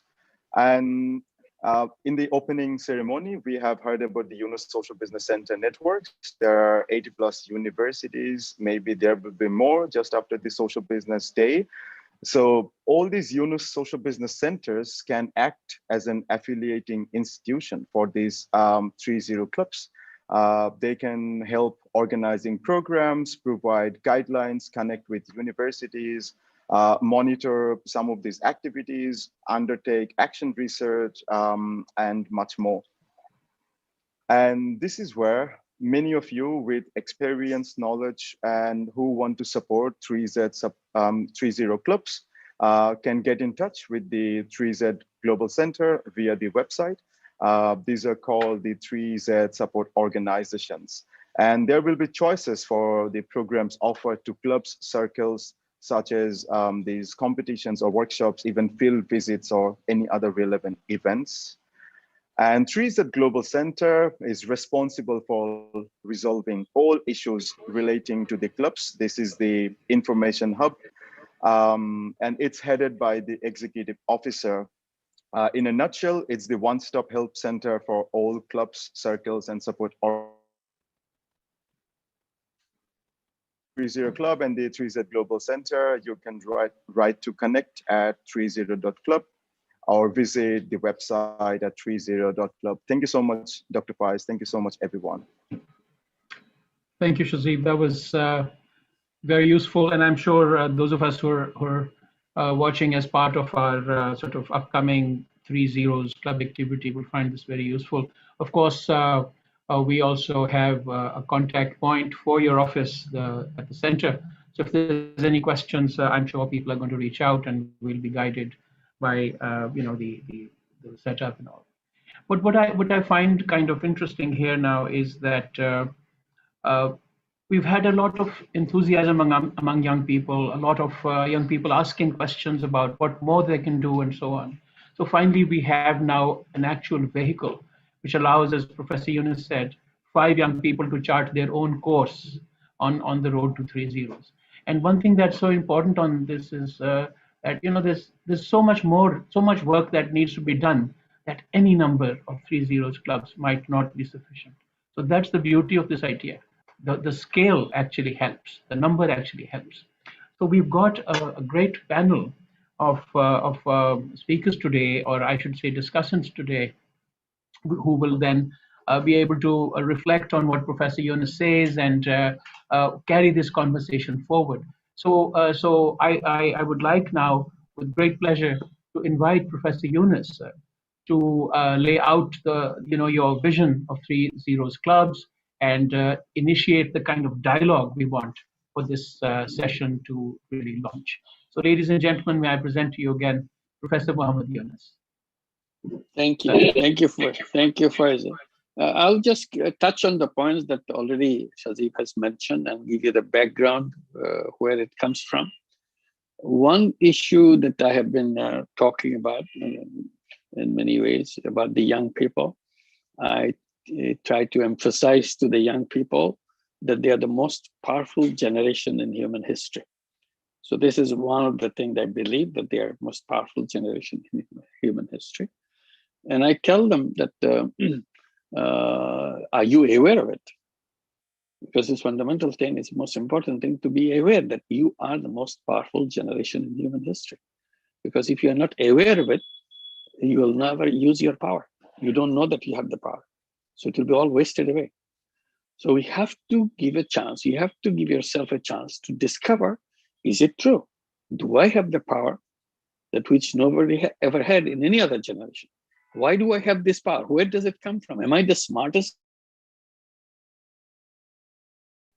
I said, no, you are not this part of the smartest generation. Your parents, your grandparents were as smart as you are. But you are lucky, you have a tremendous amount of technology in your command. That technology expands, multiplies whatever smartness you have, whatever intelligence you have. You can reach out to many things which your parents, which your grandparents or great-grandparents could never come anywhere near, but you can. And once you make up your mind, you can reach out to that. That power you have to feel you have. And if you're not going to use it, there'll be shame because you had it, you didn't use it. So be aware of it and use it. If you're going to use it, you have to find out what purpose you're going to use it. Because if you use it in the wrong way, then you make the world a terrible place because you use your power in a completely different way. So you have to be aware of the power and be aware of what use you can make, what use you would like to make for that. So this is something that belongs to you. So this is one part that I try to make sure. And another part, I said, young people today is a kind of reacting to what their parents have done, they're complaining about it, and always complaining because they're not doing anything. They're not allowed to do anything. So instead of complaining, I said, you take over, you do that. So here one idea was how to put them in the cockpit of their life so that they drive the vehicle wherever they want to go, the direction and the speed at which they want to go, where they want to reach. So they have to define their destination. And this is a very important thing. And just because they are young, today we tell them, no, you have to follow the path and follow the dotted line and get a job and continue that, and you're trapped. You're not using yourself in the way you could have if you're not following that. So how to put yourself into the cockpit of your life, and then you decide where you want to go. And in order to decide, you have to have your ideas clear. Where is the direction you want to go? For what purpose you want to go? What is the purpose of your direction, and so on. So these are the things that you have to bring out. And we say that you should be in the epicenter of the world. Your life is the epicenter of your life. That's the world will be interpreted in connection with you, rather than they will interpret in connection of the rest of the world. You decide what you want to do. So this is an independent way of thinking, so that you feel responsibility. You start thinking about building your future. You are the creator of the future. That's the communication that I would like to give them. You feel that you are the creator of the world. You decide what you want to do with it, which way you want to go. One alone is a little difficult because you don't have anybody around you. So I was thinking, why don't we have them, 5 of them together? This idea of 5 came from my experience of Grameen Bank. And everything in Grameen Bank or microcredit is 5 people. 5 people taken together and form what we call a group. Here we are calling it a club. But always 5. It's not more than 5, it's not less than 5. So if somebody leaves, you can take another one to complete your 5. But you cannot make it a 6. You cannot keep continuing on 4 either. So that you always 5 and decide what is that you want to do. What are the problems? And in order to identify, help them identify, we kind of took a lead in that, but gave them flexibility by naming them 3-0 Club. So that had the suggestion already. But now you find out what are the suggestions. Suggestions came because of the terrible things we have done in the world in terms of the opposite of these 3 zeros. There's a global warming. We have to get out of the global warming. It's not about complaining about global, which we have to do very vigorously, but at the same time, we must take steps ourselves. We must do something, and you show the way what to do. If you wait for others to do it, it will never get done, because the way we design our industries, the way we design our governments, and they will take ages and ages and always come up with explanations why it didn't happen, how much more time they will get.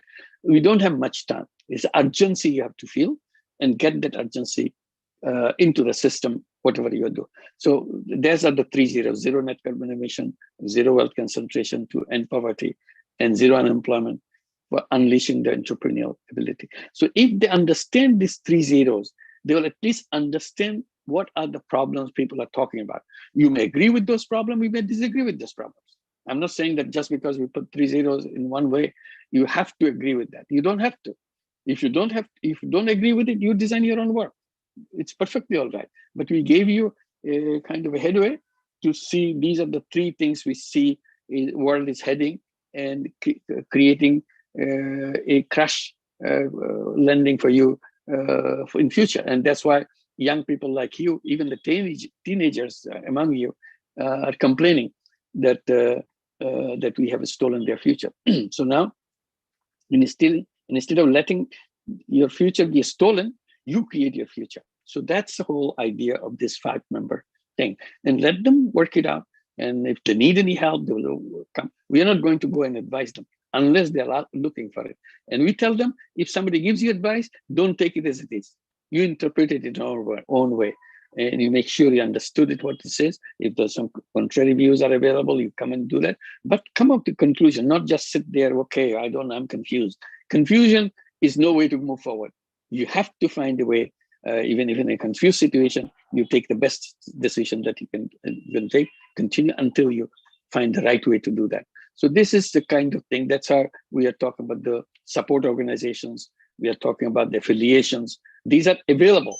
They cannot impose anything to you, but these are open to you whenever you need. You can check them out, talk to them if anybody.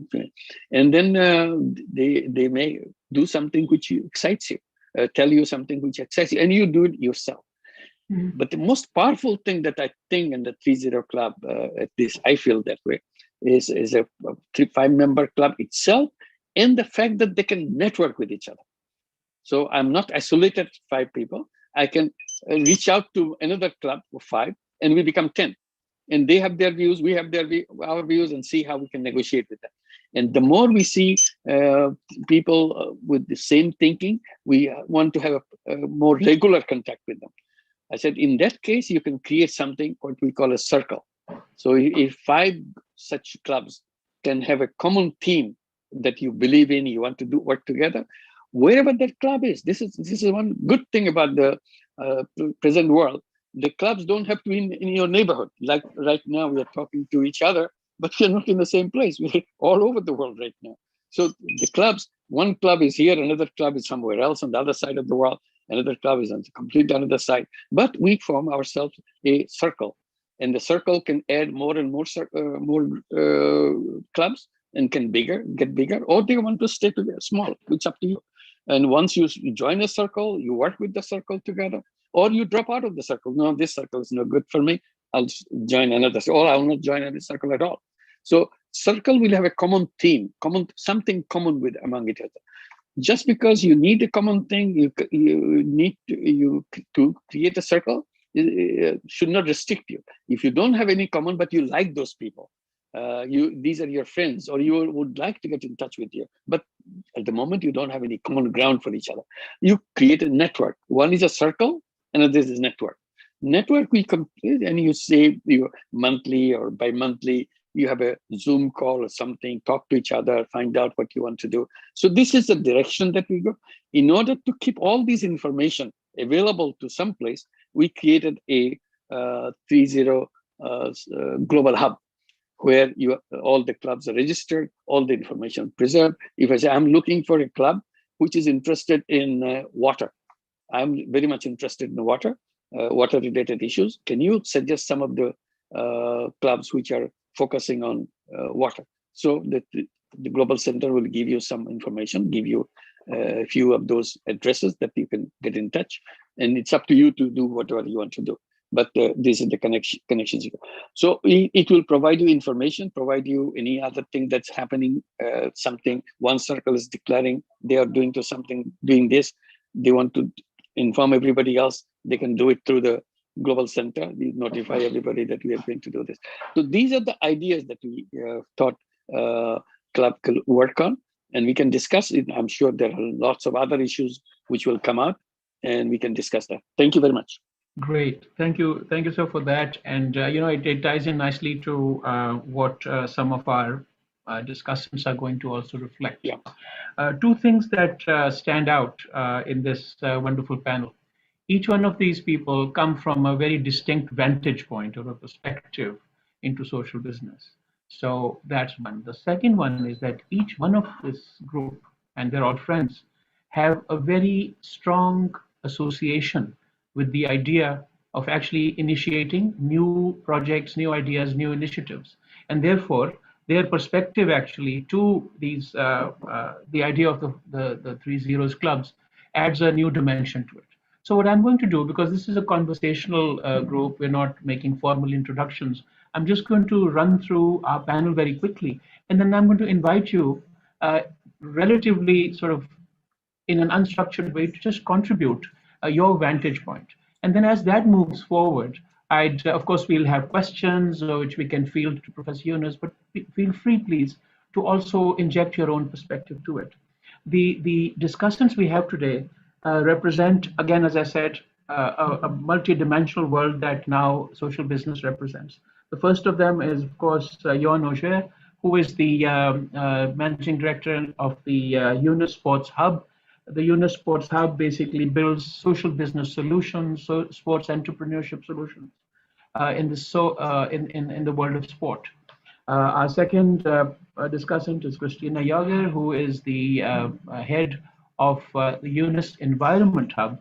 Again, the Yunus Environment Hub provides solutions for a circular economy in an area where I think a lot of demand exists for people trying to build enterprise solutions to environmental problems.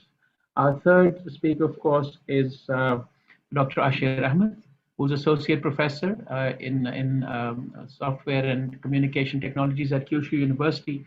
and leads up a global project for Grameen communications.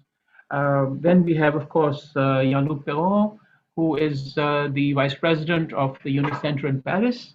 The UNIS Center in Paris, of course, is the European Resource Center for social business, and particularly helps promote the idea of 3 zeros. And of course, we have our Lamia, Lamia Tanha, who is the founder and CEO of Transcend, which is a unique, a very interesting initiative that mainstreams transgender people through skilling and communications, and mainstreaming into society through jobs, etc. So this is the kind of the you might say the kaleidoscope of perspectives that we have. So I'm not going to make formal introductions, guys, but may I ask Jon first to lead us into this conversation and give your perspective on the 3 Zeros clubs and how sports and 3 Zeros come together for this and how we can take it further. Jon? Thank you, Dr. Faiz. And first of all, of course, I must say how great it is to start the week like this with a team reunion, with a movement reunion, and of course, a happy birthday, 20 plus birthday, yet another to Professor Yunus. I must say that we're very excited about this launch. And the reason for that is because we have the opportunity, as a movement, to make it a great vehicle, a great tool at the service, of course, of people, because this is what this is all about, and young people in particular. But even when we look at it from a more opportunistic way, at the service of our own movement to leverage the impact that we have. And I'm going to maybe explain that. When I look across this big spectrum that is our movement, I would say that our role and responsibility at UNIS Sports Hub is rather clear. It is basically to be the interface between the sport industry and the social business ecosystem.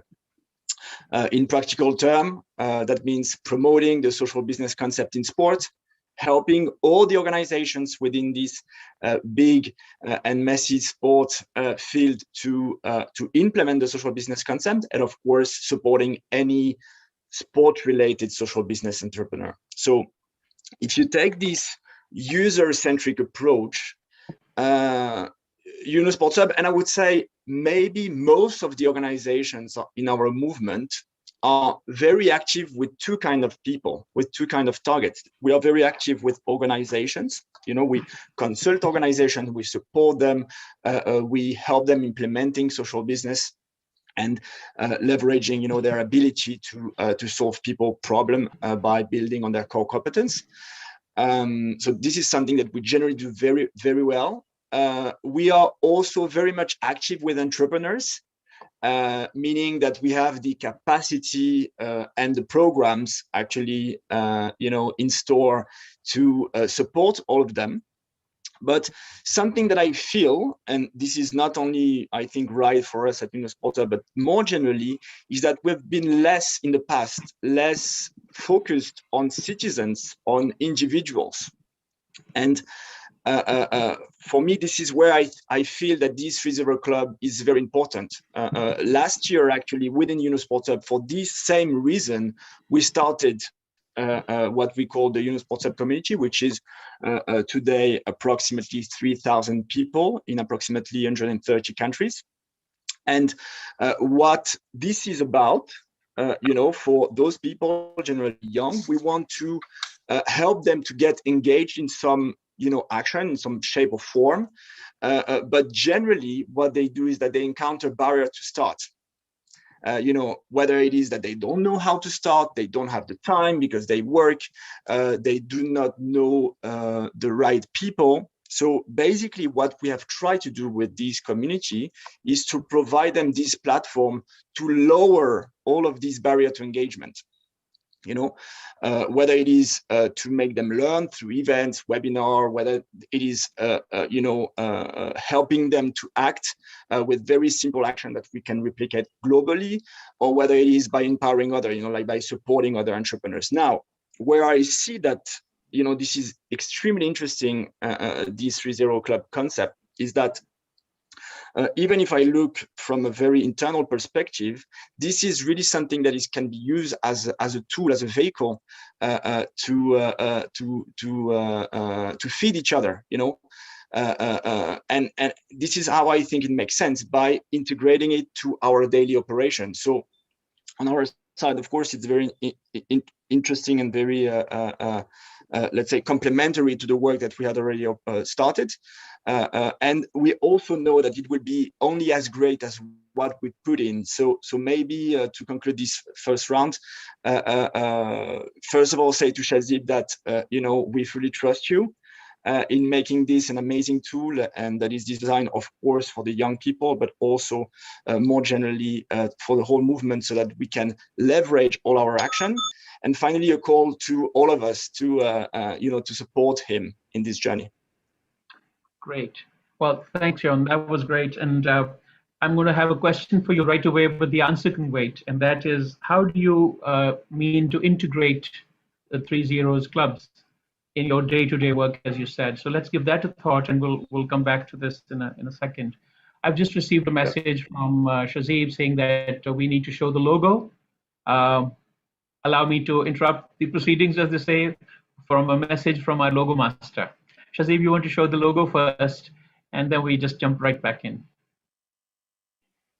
Thanks, Dr. Faiz.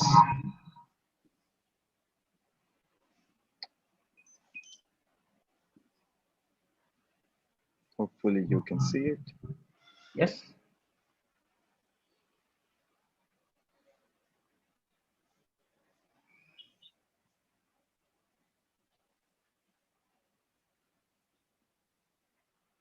Great. Wonderful. Thank you. I think that's great, and you know, you could almost use this to hypnotize all the young people to run to creating Heroes Club. And I see Daniel Wasu also. Daniel, welcome to the panel. I didn't see you before. Thank you for joining. So we were just continuing with this perspective sharing. So may I ask Christina Jager to please, you know, give your perspective into this, and we'll meanwhile keep the questions piling up into the QA panel. Please write your questions in for Professor Yunus, for the panelists, and let's challenge these guys a bit. Yes, please, Christina, over to you. Thank you, Dr. Faiz. And first of all, of course, also a very happy birthday to Professor Yunus, and a happy Social Business Day to everyone. Really excited to be on this panel here today and start the week with all of you together. And at Yunus Environment, we are really excited about the launch of the 3 Zero Club. I think it comes in a really timely moment. And as we see, especially when we're talking about the climate crisis and environment, that is particularly the young people that are concerned about it, since it's concerning their future.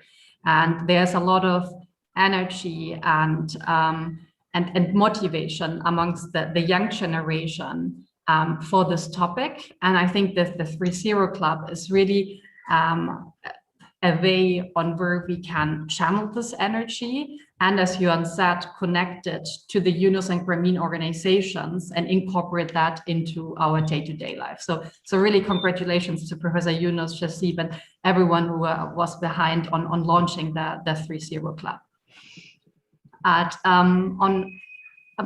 As I said, like, we see a lot of motivation from the young people side on the topic, yet I also see that many young people, they often don't know how to start and channelize that energy, how to come up with ideas, how to find the resources and the time. And I think that their guidance is needed. And again, like the 3 Zero Clubs can be a way to formalize that. And we at Yunus Environment Hub, we have created a online course during which we help young people on getting started with social business, on helping them formulating a social business idea and then develop a social business plan. It gives like the instructions on the different topics that are required, asks them questions, provides them with tools and with resources. Through that course, we also connect them with a mentor who can help them and coach them personally. And we have already been working with universities in order to reach young people so that universities could integrate this in their courses or forward this information to young people, but being able to directly work with young people through the 3 Zeros Club will be even better. So we are really excited and look forward, and this is a call to all young people out there who want to form the 3 Zero Club to approach us, and we will be happy to offer this course as a tool. And we'll also be very happy to collaborate with the clubs. They can, request us to for a lecture, for webinars where we could talk about different environmental topics. We can also help within our network to provide them with contacts with expert speakers on particular topics, so that the information can be shared. Because I think that's right, that's what the club initiative is also about, to facilitate these networks, facilitate the contacts, so that we can see action coming out of it. And that would also be my wish towards this 3 Zeros and the young people, that it is really important that we raise awareness for the climate crisis, but then in the next step, we need the action. We need something to happen and to change.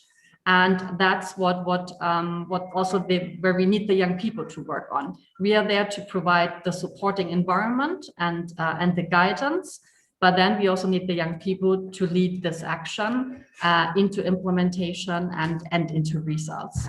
And yeah, we're very excited about this new initiative, and we will be there for everyone to work on this together. Thank you very much. Well, thank you, Christina. Allow me to say that, yourself and Jon have an unfair advantage in a way, because, there's so many immediate actions that sports and waste management and clean energy and water saving and using water already present to the world, that, you guys have an unfair advantage of pulling young people into these, but these are very important issues. So what do you think? Is there a tiering of priorities for us also in the 3 Zeros clubs, or they can just move across the entire spectrum of possible activities and the sky is the limit, as you said, they're in the cockpit? Would you lay this as more important and relatively later or less important issues, or how would you see that in that way? Is it a question for me? Yes, sir. I thought Yes, we yeah, no, it's a good question. It's a good question. It's a good question. As Sanjeev was mentioning, as you form your club, create your club, you have to choose one of your priority area. There's a list of areas you can choose. A club says, I'm interested in water. He mentioned water. So it will be known as 3 Zero Club for water. So they will be looking together on the water issues. There are other issues, environment will come, and entrepreneurship will come, but their focus area is water. So that's one. And Christina can look for organizations who have preferred water as a starting point. This is they're already showed that their preference there. So this is one way, and the others who prefer sports, Yuan can figure out that maybe I should get in touch with them, because this information is available. This global center can make this information available. But just last point, but they can change their priority. After a while, they say, no, I see more priority is on environment, not on water, or more thing in sports. We love the sports thing. So we change our priority area. We become 3 Zero Club for sports. This is also available. You can change your mind whenever you want.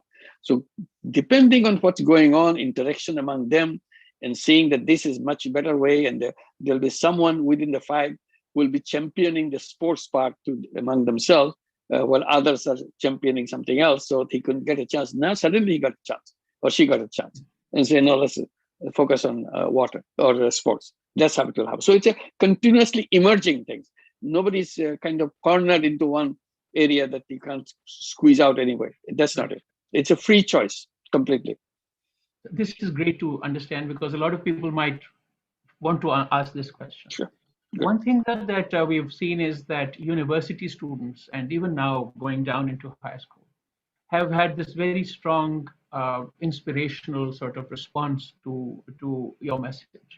And Professor Ashir Ahmed has, I've had the pleasure of actually receiving some of his classes into my university and building projects together and somehow, integrating into their learning this whole idea of social business. So I'm going to ask Dr. Ashir Ahmed to maybe inject your perspective, Ashbhai, to see how you were doing this and what are some thoughts that we can share with some of our other participants who might have similar ideas. Okay, thank you, Dr. Faiz. Yes, I actually, I'm in Japan. I spent almost like 33 years in this country. So I teach in a university. I also have opportunity to interact with Japanese students. So there is a characteristics in Japan. So I'm talking about the perspective of Japan, how Japanese will take 3 zeros in their mind. So can I share my slide? Yes, please, go ahead. Okay. For Japanese students, they always ask questions like, what to do, how to do. So Japanese are very good at how to do. Once you can show them what to do, then they are very good at the how part. But the what part was missing. But in 3.0, I was actually teaching in few engineering courses. I was trying to give them some ideas about social fictions. So when I talked about 3 zeros, they found that 3 is a number, and it's very easy for them to understand. So just a few weeks ago, I was talking to them. They play with this number.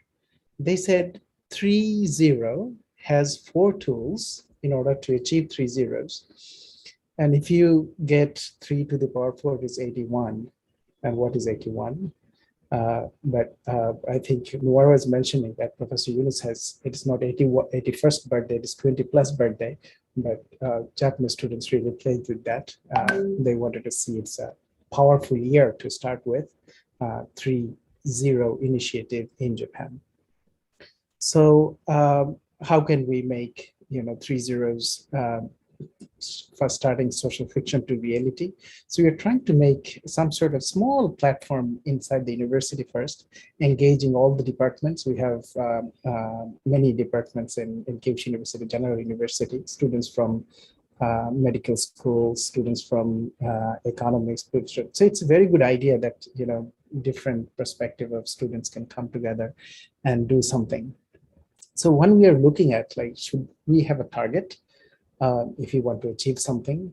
So then we found that out of 3 zeros, one of the 0, poverty 0 is also already mentioned in SDGs.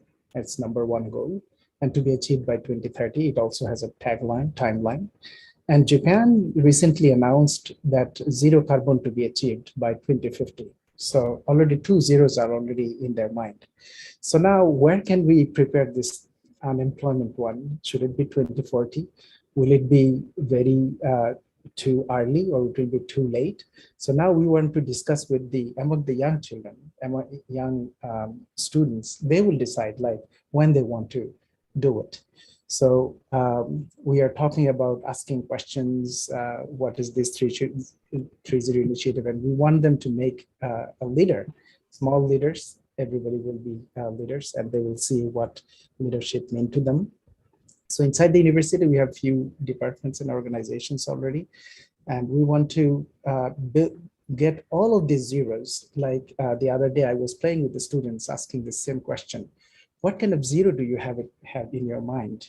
So I have 64 different zeros, and when I listed all the zeros, it has some sort of relationship with 3 zeros, that the 3 zeros we are talking about. So we want to know what kind, doesn't matter, we want to make it open, but asking them to design their own zeros, come up with some social fictions in their mind, and we want to put it in a summit. So the summit is scheduled. You can maybe put it in your calendar. October 1 to 3, it will be a virtual one, and Social Tech Summit. Inside the summit, we are more from the technology perspective. We want to see out of these 4 tools, technology is one of the tools, and they're already young, so it's another tool. and social business will be in their mind. So we want to organize this in Japan, first trial, but we will do it for planning for the next 3 years. So 3 groups will be there. One group will be junior high school students. One group come from senior high school student, so that they can exchange their information in the same brain level, and also university students. So that's my perspective from the Japan end. Thank you. Great, thank you, Dr. Ashir. You see, the good thing about this is that you give 3 zeros to an engineer and they make 81 out of them. Right. So this is the power of engineering math.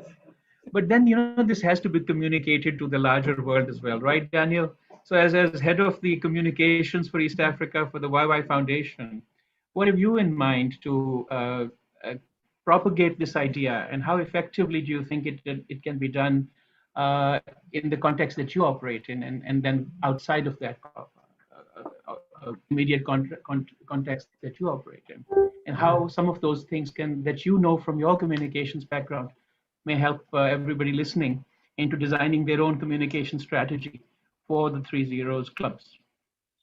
Thank you so much, Faris, and thank you everybody. Greetings from Kampala, Uganda. Huge happy birthday to Professor Mohamed Yunus, and just thank you for bringing us all together here. Yeah, I think one of the really exciting things about the 3 Zeros Club from the African Ugandan perspective really is the connecting part, the looking at how when we try to build something alone, it's really difficult, right? When you're trying to solve a problem by yourself, it can feel overwhelming, it can feel a bit too much. And just having that group or that person who has that same drive, that same commitment, that same passion for what you're trying to do, really, really can help you move forward. I think one of the things kind of working in Uganda and in East Africa, and I guess on the continent here, is we have so many resources, right? We're the world's breadbasket. We have natural resources, energy, minerals, precious metals, but we've seen those depleted over the last, however many years. But one of the things that's growing, and probably our biggest resource in Africa, is our young people, and it is our talent. That's probably our strongest resource. And so how do we tap into that resource, and how do we enable that to really drive ourselves forward? And I think from working with the Yunus Foundation and kind of interacting with so many young people who have so many creative ideas to solve their problems in their communities, one of the biggest questions we always see is, what next, right? Like, I have this really incredible idea, it's really, really powerful and has all this potential. What do I do next? And who do I speak to, and what's up, basically? And that's very often the kind of endpoint for so many kind of creatives and so many innovators. They just don't have that person or that group who's going to say, hey, what about this? Or, hey, have you tried this? And so I think one of the real strengths of the 3 Zeros Club is by creating those teams, those 5 people who are just saying, hey, we also believe in this idea, we also believe in what you're doing. That's really the impetus to kind of get up every day and say, I'm going to solve this problem. I think having a goal and that dartboard set up and saying, guys, today we're going to solve this. We're going to work towards having zero unemployment in our communities. We're going to work towards not having that poverty. And very often it isn't an abstract. Very often in our context, you can see it, right? You can see exactly what you're trying to solve, and you can really have that motivation to solve it. So I think one of the big takeaways I would say for East Africans and Africans in general looking at this concept is, it's all about sharing. Very often, we're not the only person to have this idea. It's an incredible idea that we might have, but also often it's not the first time someone's idea, but it also won't be the last time. So it's really important that we use these clubs and we use these initiatives to share what we're working on, to tell people about it. I think one of the really incredible things that Shahjeeb said was around the support organizations, right? How do we connect with organizations and corporates who are looking to drive their agendas, and have it as a two-way street, right? These 3 Zero clubs can also share their insights into what they're working on with large organizations who might be working on something, be it their CSR projects or kind of a larger program, and have that feedback. Because very often the people who have the insights to solve their problems are the young people in the communities on a daily basis who see it and who know this is the right way to do it. And what we just need is that accountability, we need that kind of sharing platform, and we just need to be able to connect. So I'm so excited to see more and more of these clubs pop up, particularly on the continent. We have, as I said, so many incredible young people who have such great ideas and who are already doing such incredible things to solve their problems on a daily basis. But now kind of centralizing that and putting it in a space where every single day you'll wake up and you'll have that team of 4 people who will say, hey, this is what we're going to do today, and this is how we're going to solve this problem. So really excited to see these pop up and right. Thanks, Daniel. Well, I also see there's a slew of questions coming up, and I don't want to be, making the audience feel that we're leaving them unanswered.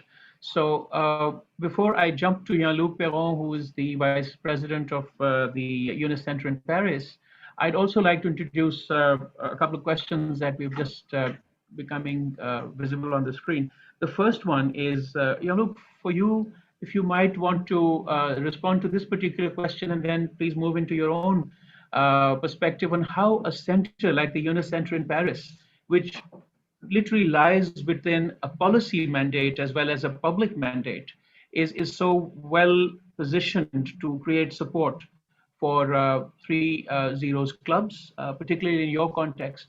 But also there's a question for you asking, what makes 3 Zero clubs interesting? So how would you create an interesting, attractive story? And how would you, as a center linked closely or as becoming a clearinghouse for social business in your region, attract young people to the idea of 3 Zeros?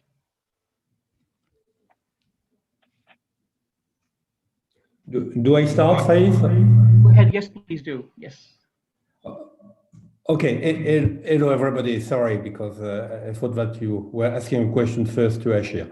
But as far as... This is for you. Okay, good.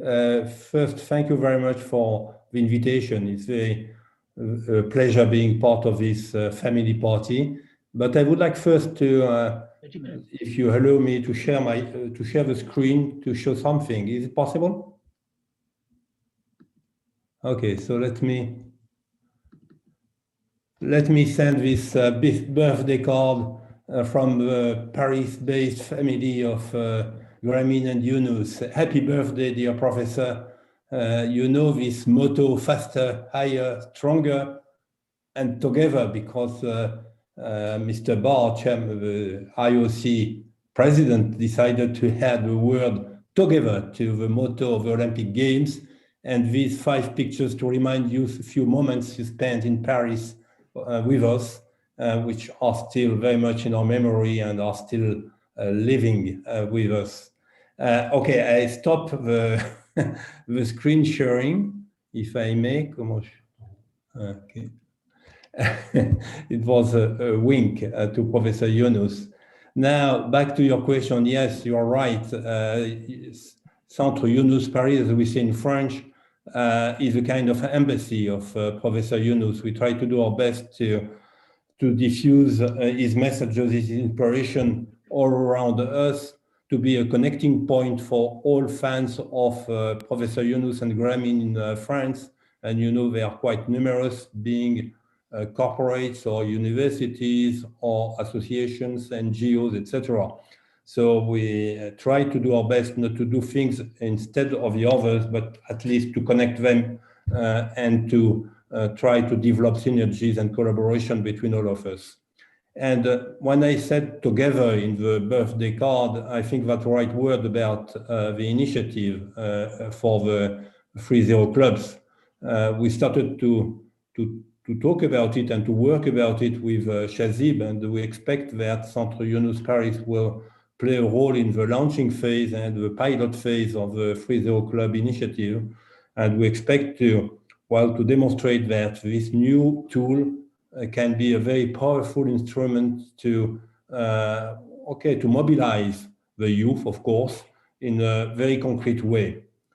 I think there are 3 features in this initiative which are very, very opportune, very timely, very adequate, I would say, as often when Professor Yunus launched new ideas. First, this initiative is and has to be ambitious. Second, it is and it has to be pragmatic. And third, it has to be open to collaboration. Ambitious, of course, because we are talking about such challenges that does not allow for us to wait any longer. We are talking about climate warming. We are talking about the risk of social disruption in our societies, as mentioned by the former president of Timor. So there is no way we could just wait or just rely on governments to do things. It's very important to understand that there was a momentum at the time of the COP 2015, 6 years ago, when governments decided to move ahead and to take initiative in the field of climate warming. But 6 years later, we see that, okay, very little has happened, and that we cannot just rely on top decision makers to design the future. And that's exactly the message we receive from the youth, that we must rely on ourselves, and that the new generation is key in building this 3.0 world. And we are expected to help them to channelize their energy, their thoughts, their capacity, their sense of purpose in a very concrete way, which leads me to the second word, pragmatic. We have to be pragmatic and concrete. The initiative is not deducted from a kind of ideological theory. As often with Professor Yunus, it's very much inspired by practice, by concrete contact with the people, with what is possible to do with energy, with dedication, but in a very pragmatic and concrete way. And that's exactly what we would like to do in France, is to create groups which deliver outcomes, which deliver results, impact, even at a small scale, but nevertheless, it will be very significant. And third, it's very important, I think, at least in the context of France, to conceive this initiative as open to collaboration with organizations which share the same objective, the same values. I tried just to give you one example. I'm sorry about because we are short of time, but there is in France a very prestigious school, Polytechnic School, which is very prestigious engineering school with a military statute with about 3,000 students. And a group of students 3 years ago launched a manifesto called Wake Up Call on the Environment. And they take a certain number of commitments about as students, as future workers, not to accept to go into companies who do not fit with basic environmental and social criteria. And today there are 30,000 students who signed this manifesto. So I think that it's quite natural for us to join forces with such people to see how to translate that into concrete action. But just an example. But I don't want to take more time. Sorry, my telephone is ringing. Okay, so I understand that I cannot elaborate any longer, but with pleasure. Hello? Dr. Faiz, you were muted. No, not mine. No, Dr. Faiz is muted. Can you hear me now? Yeah, I do this all the time. I'm sorry. Yeah, I was just saying that thank you, Jean-Luc, but we'll come back to you as well. We do have one other perspective still to explore. And then, of course, we'll open this up into a wider conversation. And I've got a list of questions also that have popped up. And so we have more chance to take a look at how your university linkages are working. So allow me to introduce Lamia Tanjin Tanha, who runs TransEnd, which works to mainstream transgender people into economic and social opportunity. Lamia, what's your perspective on the future of 3.0 clubs where you work? Particularly, are you ready to launch one?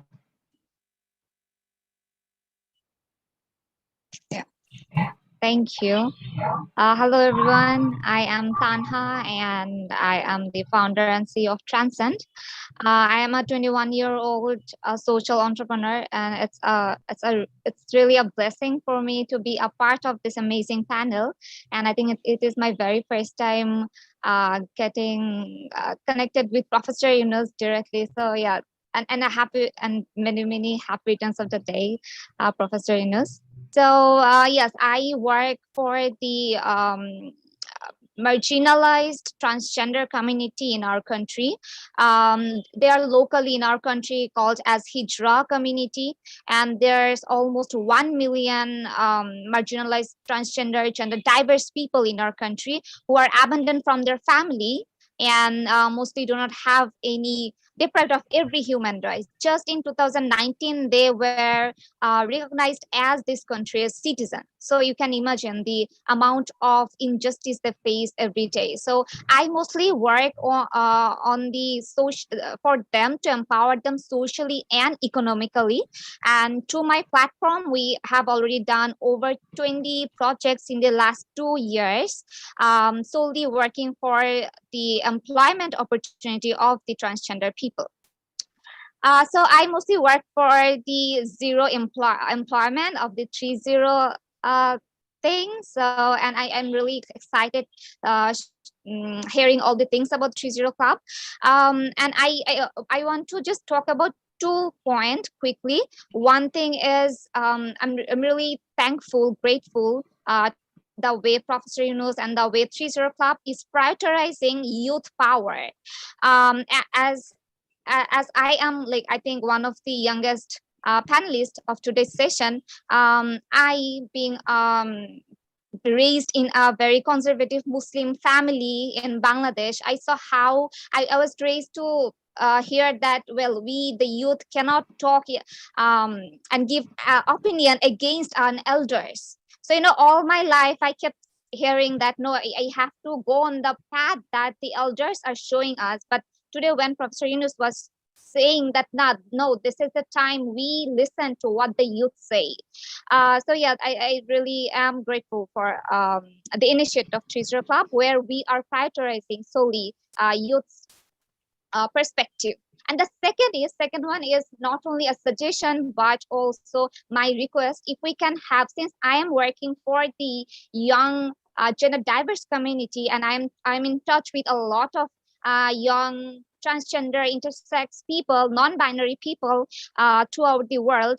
And in our country, we see that not only the youth people, especially the transgender kids, the transgender young people, they face a lot of issues. So I really hope that in the 3-0 Club, we prioritize gender diversity and we give extra opportunity for the gender diverse community to uphold their rights.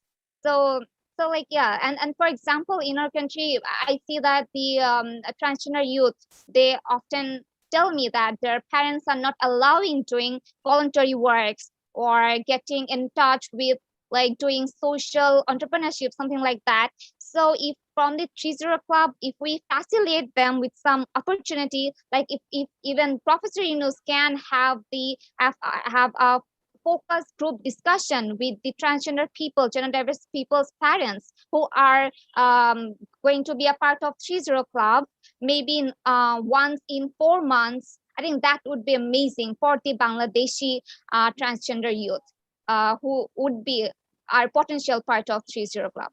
So that's the 2 things I had to say. That's all. Thank you. Also, I did ask in the beginning, as part of my question, are you ready to start a 3-0 Club right away with your community? And if you are, how will you explain the idea of the 3-0 Club to the people that you work with? How would I explain them? Yeah. First question is, are you ready to create a club? And I'm sure you are. Yes, I am ready. I am ready. And so how would you explain the idea in your particular context to the people that want to start a 3-0 Club? Yeah.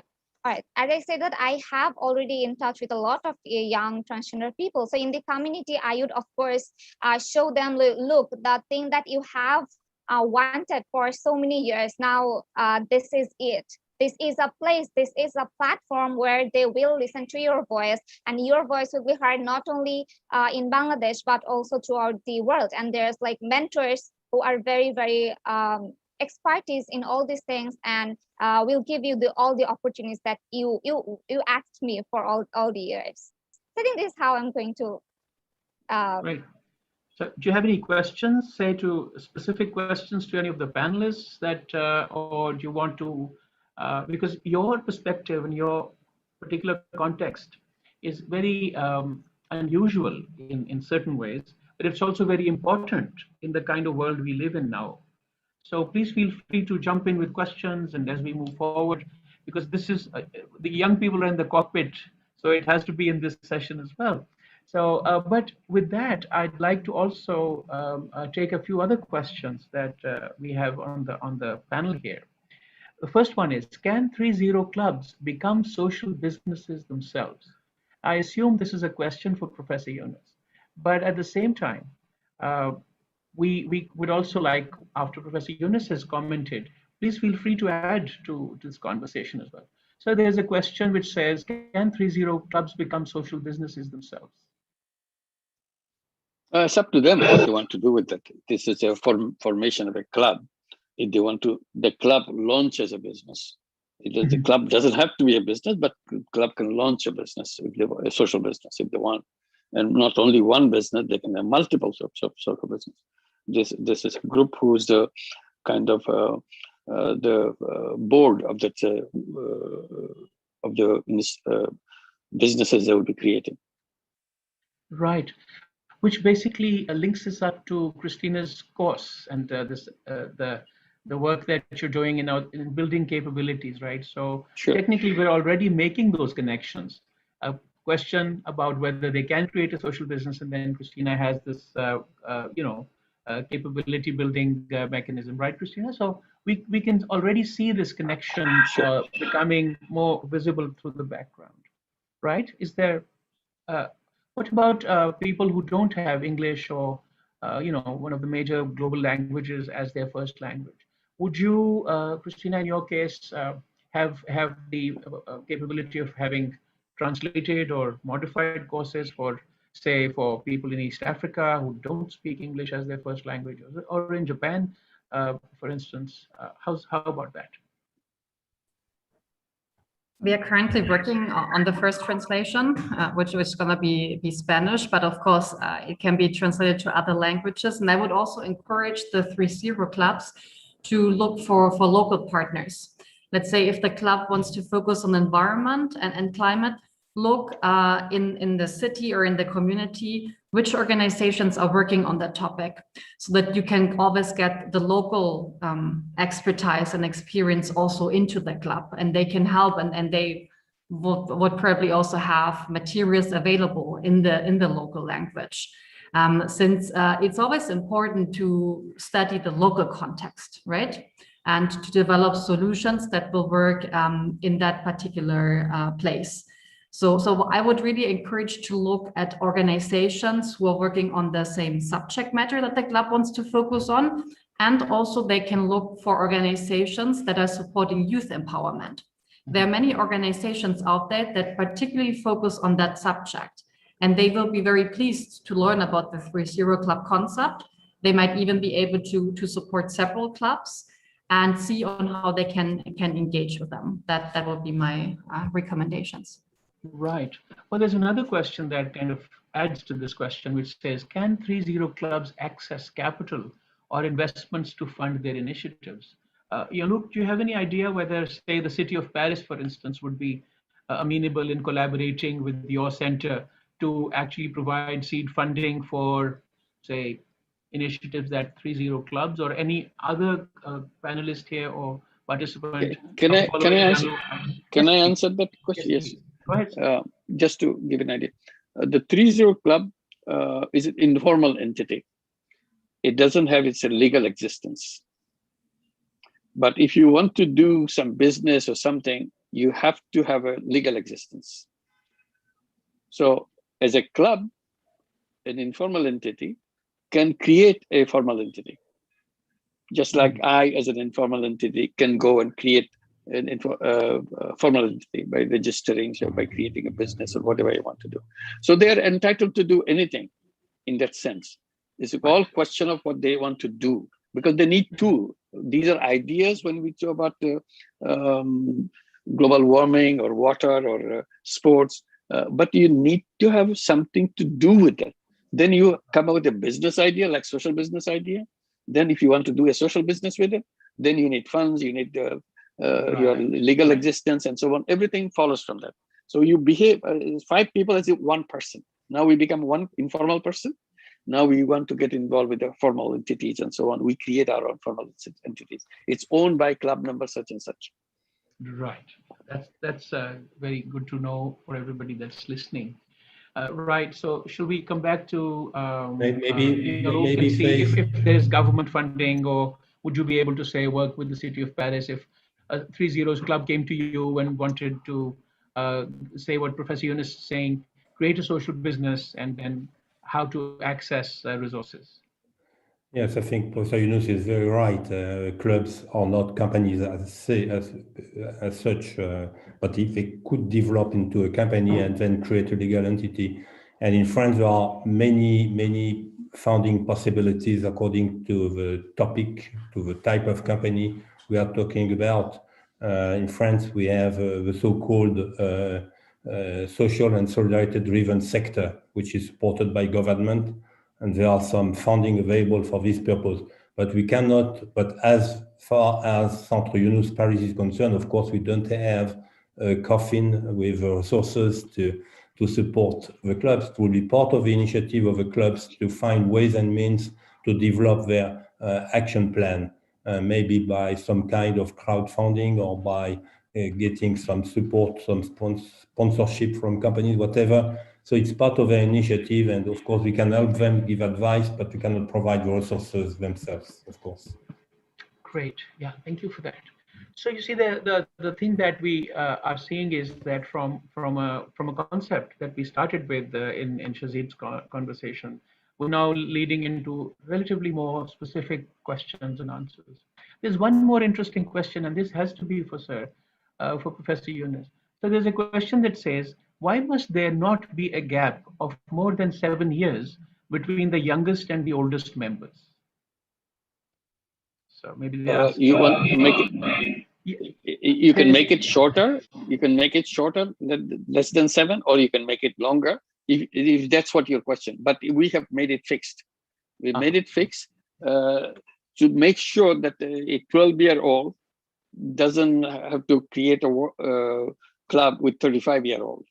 Mismatch in the age group and so on, so that they remain close to their age group, so that they don't exceed, because then the person who is the eldest in the group becomes the domineering, because he or she is the oldest one, so everybody has to obey. So they can remain close to each other, rather than, since the age range that we prescribe is 12 to 35. So a club may come up with 2 12-year-old and several 35-year-old. So that doesn't really function well. So we said, let's stay as close to each other. That was the idea. Right. That certainly makes sense, because then in some cultures, of course, age does make a difference when people interact with each other.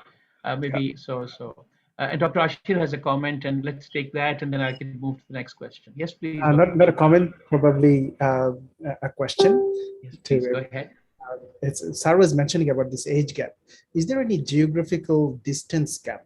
For an example, one from Japan, one from the United States, one from Bangladesh. Can they make a group of 5 people? Not from our side. We didn't design it that way. We said it's up to you, wherever your friends are. You may be in Japan, I may be in Dhaka, somebody may be in Guatemala, but we are good friends. This is the advantage of the technology, because we create a club, 30 club, but 5 people living in 5 different distances. So that's fine with us. Or it could be just your neighborhood. You could do that. Physical proximity doesn't matter in this case. Thank you. I see Prom appearing on the screen. And is this an ominous sign, Prom? Are we running out of time?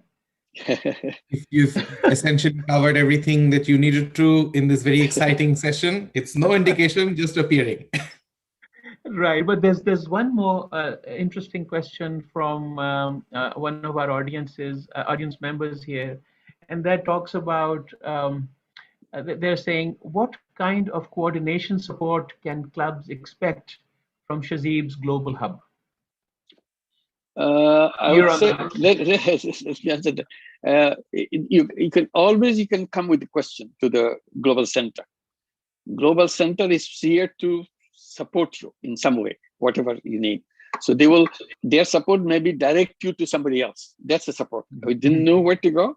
For example, one common question probably will come, can I have some money from someplace? We have a project, we want to run it. So they have to, and they ask the Global Center, do you know where should we go for this? So they will give you some answer. Either you get it or you don't get it, this is something else. So these are the people who have already received some funds. Why don't you get in touch with it, see how they managed it? So this is the way probably we'll do that. So that's a kind of one-stop service center for you, for all the clubs. Right. No, but they may not have capacity to answer all the questions, but they will try. That's what places. Right. So the first step for anybody that's wanting to start a 3-0 club is to immediately get in touch with the hub and get the guidelines. And then, as Professor Yunus is saying, it's an informal group of 5 people motivated to solve a particular issue that's related to 3 zeros. And as allow me to quote you, sir, again, that we are just providing the flight plan, but you're in the cockpit. We are in the cockpit. So we don't even give the flight plan. The flight you plan make your own plan. No, it's all yours. You all get yours. your own You are in the plan. cockpit. You make your flight plan. You do that. You are the boss. Right. You Exactly. get to where you want to go. Yeah. I think that's it might be intimidating for some, but for that we have the hub. So if you're feeling overwhelmed, or if you feel that that's what the hub is for, but I take my words back, the flight plan is yours too, and you're in the cockpit and ready to go. So we're really looking forward to having people ask questions, reach out, and build that kind of awareness that inspires them. And hopefully soon there will be stories to tell from the various clubs from all over the world, whether they are students working in Japan, or young people coming together in Paris, or transgender friends working in Dhaka. All this will begin to percolate through. And guess where all these stories will be? They will be with Shahzeeb's Hub, so that we can also get inspired from other people's experience and also basically innovate from the experiences that we share. Maybe soon if it's needed, that's what, or maybe later, in 6 months or a year, there may be a need for have a conference like this with the clubs. On the screen, we discuss what's happening, what's needed to be done, so that the clubs could talk to clubs what each one is doing and how to proceed from there. So they can convene their own such meetings among themselves. They don't need anybody else, because technology is their key. And I keep saying that the most powerful thing that the young people have is the technology. So they will be using the communication technology in the best form. We don't know how to use the communication technology as the young people know, particularly the teenagers now. They have more understanding of the communication technology. They know how to use the communication technology. They don't wait for our guidance on how to communicate with each other. And they will figure it out. Sometimes they will come for something that they couldn't figure out what it is. But then once we have some answer to it, they will figure it out how to proceed. And so there's another question, which is again, perhaps again more directed to yourself, which is that there's mention of support organizations. Right. So I think there's a question about what is the role of support organizations, and how can they actually work, and what would be their mandate, and how could they be involved?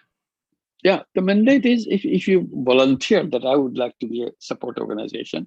This is what I know. So we know communicate to people. The Global Center communicate. This is a health center. This is a support center, support group. They will be offering this service. If you, in case you need it, please contact them. So we'll publicize. Our job is to facilitate those information gathering. Great. Well, we're trying to kind of draw this to a close, but there's one question for everyone. So consider this, please, as your sort of kind of final soundbite as we move forward. Dr. Ashir has talked about targets as well, right? Like every good thing, the inspiration is limitless, but resources and time and people are limited. So, and we have, so suppose if sitting here as literally thought leaders on this idea, would you want to set certain specific targets for say 1 year for your constituency so that you could motivate clubs that get created around yourselves to align themselves to a particular target so that when we meet next year, there are actual things to report and discuss? Any order, please go ahead and we can start with, say, Dr. Ashir can start because you have targets on your list already, and then we can move through quickly. Yes, the target that I already mentioned, that in country level, there is a target, but we would like to see what would be the target from the university, small clubs from the university. So I don't want to make a target by myself. I think I want to discuss with the students, and I will encourage them to make a target by themselves. But the target that I have it in my mind is to make a platform so that we can encourage the students to make a club, to promote the idea of 3 zeros. So that target will be, we want to by 2025, we want to make a platform among, it will be digital platform, but students from anywhere in Japan or Asian countries can join. Great. Shall we move on to Christina? Any specific thoughts in your mind about targets here? I mean, I think we should aim for having the 3-0 club in all of the continents and in each of the countries, and then also have a good representation of the topics that the clubs focus on. I think this would be another measure, and eventually also the age groups that Professor Yunus mentioned, right? Since it's from a range from I think 12 years up to 35. So really having like the teenage group, the let's say the twins, and then the 30 to 35.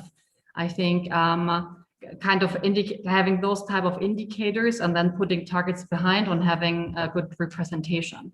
I think this is to have the greatest diversity and output of all of it, what I would aim for. Well, Luke, 30 seconds for you. Yeah, very shortly. We have not identified a particular target so far. My first idea is, of course, to work together with business schools and universities which are already involved in what we call the French Academic Network for a 3-0 world, because they have already they already share this concept and they are ready to mobilize. And we should also work a lot with the student associations.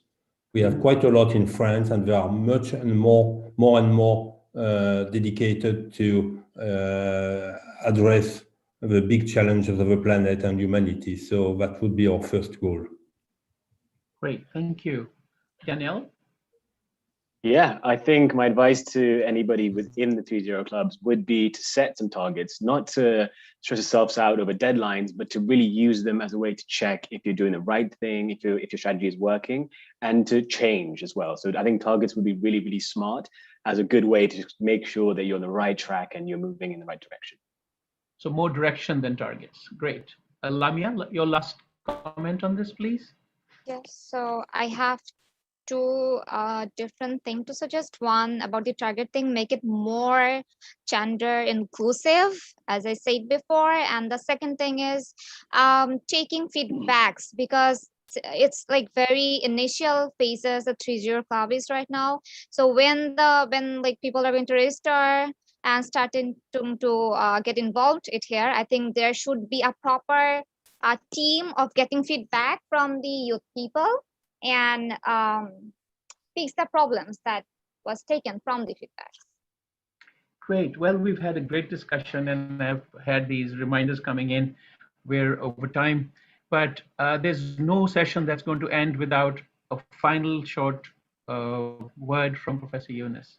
May I request Professor Yunus to give a quick concluding statement, sir, and then we'll get back to the MC. Otherwise, he's going to drop me off the call. I think we're getting yes. You're worried about it.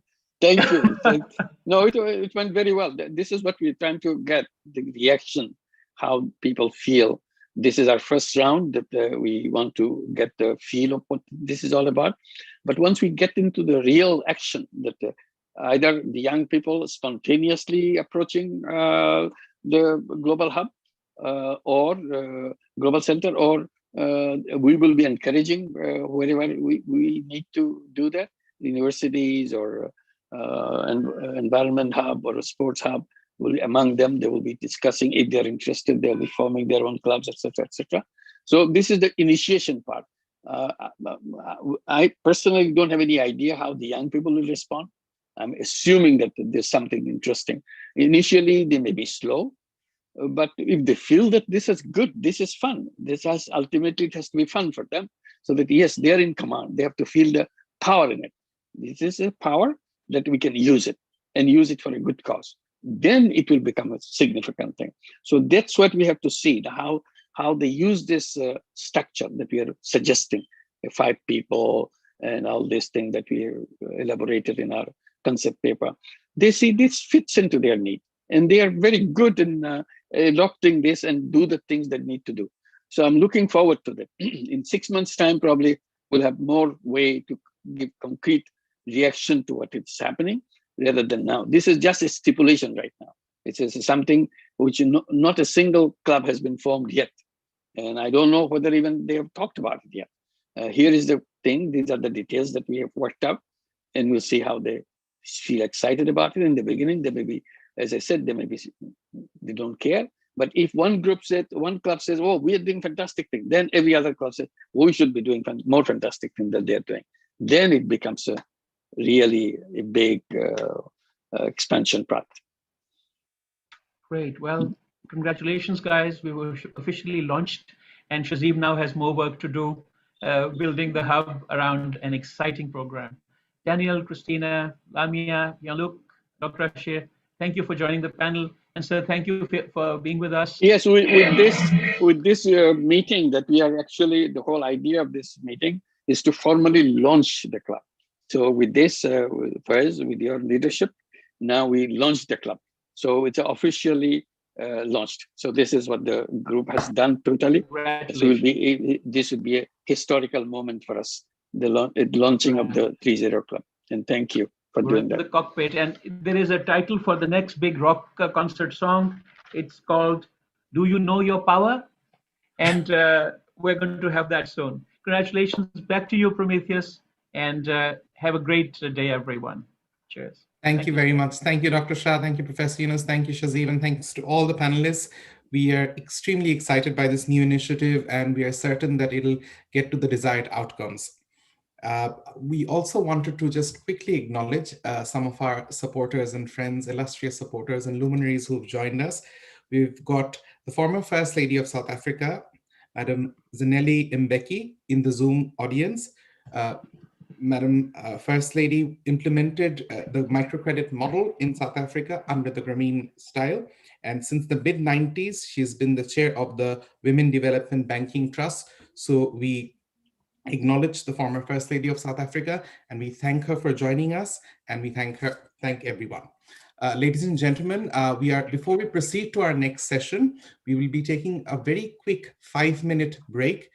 We will just sort of rejig our technology for a while to ensure that the feed continues and the recording is done. We request everyone to stay on the line, including all the presenters of the next session. Thank you very much for your patience. We really appreciate it. I know we are just running a tad over time right now. However, please stay tuned in. We will return fairly shortly in just 5 minutes. Mention the next session. Mention the next session. And the next session that we have got is the announcements and presentations. We'll speak more about it when we come back. Thank you very much. We'll be back in just 5 minutes.